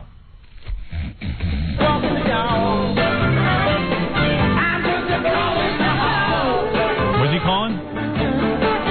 If you don't know how to do it, I'll show you how to Walk the dog. Walk the dog. But he's saying hog, isn't he? Hog, yeah. Maybe they didn't know the words. No. What? Arkansas is famous for the hog. They're Razorback hog. Don't you know that? I knew that because I worked at a comedy club. Oh, strip club there. I'm worldly. Yeah. I'm worldly. I'm worldly. I know everything about hogs. Razorback football. Going back to the Cosby case for just a second. Yes. Uh-oh. Time to put my Inspector Clouseau hat on. CBS has said that they will halt production of the new Cosby show for a while. See? I'll fill in. Jackie Cosby. But also, CNN has issued an apology to the Cosby family. Really? For showing the body of their dead son lying in a pool of blood. Oh, yeah, they said that they don't normally. Right. What did they say? What did they? The footage was taken from a helicopter by KTLA-TV and showed a Mercedes, its emergency lights blinking by the side of a road on a Los Angeles freeway. The cameraman then moved in to do a close-up of the body of the 27-year-old man who died of a single gunshot wound. Yeah, I like this. Then CNN issues a statement saying, we don't normally. Well, what happened was immediately after the showing, they got negative reaction from the CNN staff. Yeah, in other words, they show this and stuff. Hundreds of calls of protest from the public. Yeah, they show this stuff all the time, except when it's Cosby's kid. Then all of a sudden they issue a statement. They say, we apologize for that and to his family as well. Yeah, and it'll never happen again to a famous celebrity. But for the rest of you, you can expect to be on TV if you're laying dead on the side of the road. We didn't know that person had a family. Yeah, we didn't know that his family was Bill Cosby. We just thought it was another dead black guy. Bobby Batista was the anchor at the time, and she said there was some tape that aired that showed a close-up of Ennis Cosby, and it was inappropriate to air that. We apologize for that and to his family as well. As long as your family's Bill Cosby's family, they apologize. Otherwise, you just show it. Trust me. That's how it works. They say CNN has no precise rules for airing such footage, considering it a judgment call. Depending upon the circumstances. We are not in the business of showing gratuitously violent material on the air. Sure they're not. We will only show the material that is necessary to explain the story to the viewers, is what they have said. They're into showing gratuitous violence as long as it's not Bill Cosby. Well, yeah, they figured Bill Cosby might have something to say back to them. Bobby Batista wants to apologize for something. She should apologize for being cross-eyed. She's so cross-eyed, she thought the body was inside the car, so she said, go ahead and take pictures. It's not laying by the side of the road. I said, no, Bobby, it is. She said there are two bodies. Yeah. Hey, they're twins. Where's that other guy? Is it that all black people look alike, or are there twins laying on the side And why of the road? are there two cars? Right. They must have come in separate automobiles. How odd. You got the story all wrong. How odd. It's pretty funny. I mean, there's nothing funny about it. No, there's nothing funny about what Bobby we're Batista's funny. talking about. Right. Bobby Batista is funny. And more tragedy for Dwight Gooden. The pitcher who's now hurling for the Yankees had a comeback this year, but then his father died. Yeah. Father died earlier this month. They had the burial, I guess, on Saturday. His father must have been very proud of Dwight. must have been the pride of the family. Well, he could have been. Yeah. Who knows? Because at the time that he was grieving his father's death and, having a lot of people over to his house, it seems that somebody ripped him off to the tune of $30,000 to $50,000. Wow. A lot of jewelry was stolen from the house, and they think it might have been one of the mourners. That's why I don't give Nancy jewelry. I don't want it stolen. Where was Todd Bridges? Gooden was reached at his home in St. Petersburg, Florida, said he was too upset to comment, but he is hanging in there. They say there were a lot of people in and out of the home. They were friends, relatives. Wow. And someone obviously wasn't a friend to do that to someone going through a death of a family member, according to. I would check his father's coffin. How do you know Dad didn't take it? You never know. The jewelry stolen included an assortment of watches and chains worth $30,000 to $50,000. There were no signs of forced entry into the Gooden house. Dwight said that he had noticed the jewelry being around over several days, and then after Saturday it was gone. So they're assuming that it's probably one of the mourners who just decided at this opportune moment. I'm sure he has lots of insurance to cover that. He's so well thought out. You know what I mean? I certainly hope so. Yeah, I would imagine. They say in page 6, they say good things about you today in page 6, but they're not being necessarily so nice to Alec. Some guys are on the rise, some aren't. They say Alec hasn't had much luck with recent films like Ghost of Mississippi or Heaven's Prisoners. He should have auditioned for my film. Or The Juror. So he's decided to commission one of his own and call on his brothers for help. So apparently there's going to be a big Baldwin family movie. Wow. How do you like that? He wants to do a Western and have all of his brothers in it. I'll tell you one thing I've learned, and I'm new to the game, but Hollywood is a cold town unless you have a face like mine. Oh. Suddenly, this look is in. Oh. Not the Baldwin look? That's right. Not that handsome, chiseled look? They're going for more reality-based films. It's old news, all those pretty boys. Oh, dear. Hey, now. Then he's going to have a big problem. Yeah. You got to look like a witch. Hey, now. So what is it, a Western with Alec Baldwin? And Daniel and Steven and Billy. All the folks between us, this is terrible. This is one of the worst catastrophes in the world. Oh, it's so great, funny. Oh, I like Alec, though. He's a good actor. He really is. Well, it's easy for you to say that. You're on a roll. His wife's kind of cold. Oh, stop it. Not to him. Not friendly to me. We'll see. Maybe she would have said something to you if you had decided to break the ice. Now that Howie's running Hollywood, we'll see who's nice and who isn't. Oh, boy. I'm running Hollywood right from New York. Well, maybe she'll have to speak to you next. Mm-hmm. Attorneys in the O.J. Simpson wrongful death trial began arguing the case before the jury today. That means closing arguments. This one's finally coming to an end. The plaintiffs go first and then the defense. But the plaintiffs may also put on a rebuttal argument, getting in the last word. I know. So we'll have to see how this goes. But the jury expects to get the case on Thursday. So another O.J. Simpson trial coming to an end. I know. Hey, now. Bill Parcells, is he going to leave the New England Patriots after this season? Yes. There were reports in the newspaper this past weekend, and here is Bill Parcells responding. I believe he will. And I would guess his response would be, well, I'm not saying anything. I'm in the middle of a game. When the season's over, I'm going to sit down with Bob Kraft, and we're going to talk it over. Now, that's been my statement from day one. It's over. And here's, what is it, Robert Kraft? Robert Kraft. Who's the owner. I've made it clear I'd like him back, and we're going to sit down and talk about it after next Sunday's game. I say he'll leave, O.J. will be guilty, Cosby Show will still bomb, Pataki will sue the guy with the chickens. You sound like the McLaughlin group. Yep. These are your predictions. There's my predictions. And now, Howard Stern, what are your predictions? That's my predictions. Well, very good. And as I said before, number 1 at the box office this weekend, Hollywood Ninja. Unbelievable. I know. That's what's happening. Thank you, Robinski. I want to thank all our interns for the beautiful intern beauty pageant. It was great. It was great fun. I hope they enjoyed it. Congratulations to the winner. Yeah, and thanks to all our sponsors for donating prizes. Tom Chisano and E putting up the 1,000 and all the exciting stuff.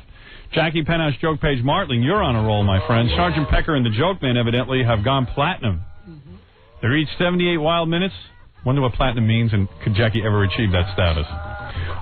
Each of them are 78 wild minutes, only $12 plus $4 shipping and handling. CD or cassette, buy 2, get 1 free. Call 1-800-323-KING.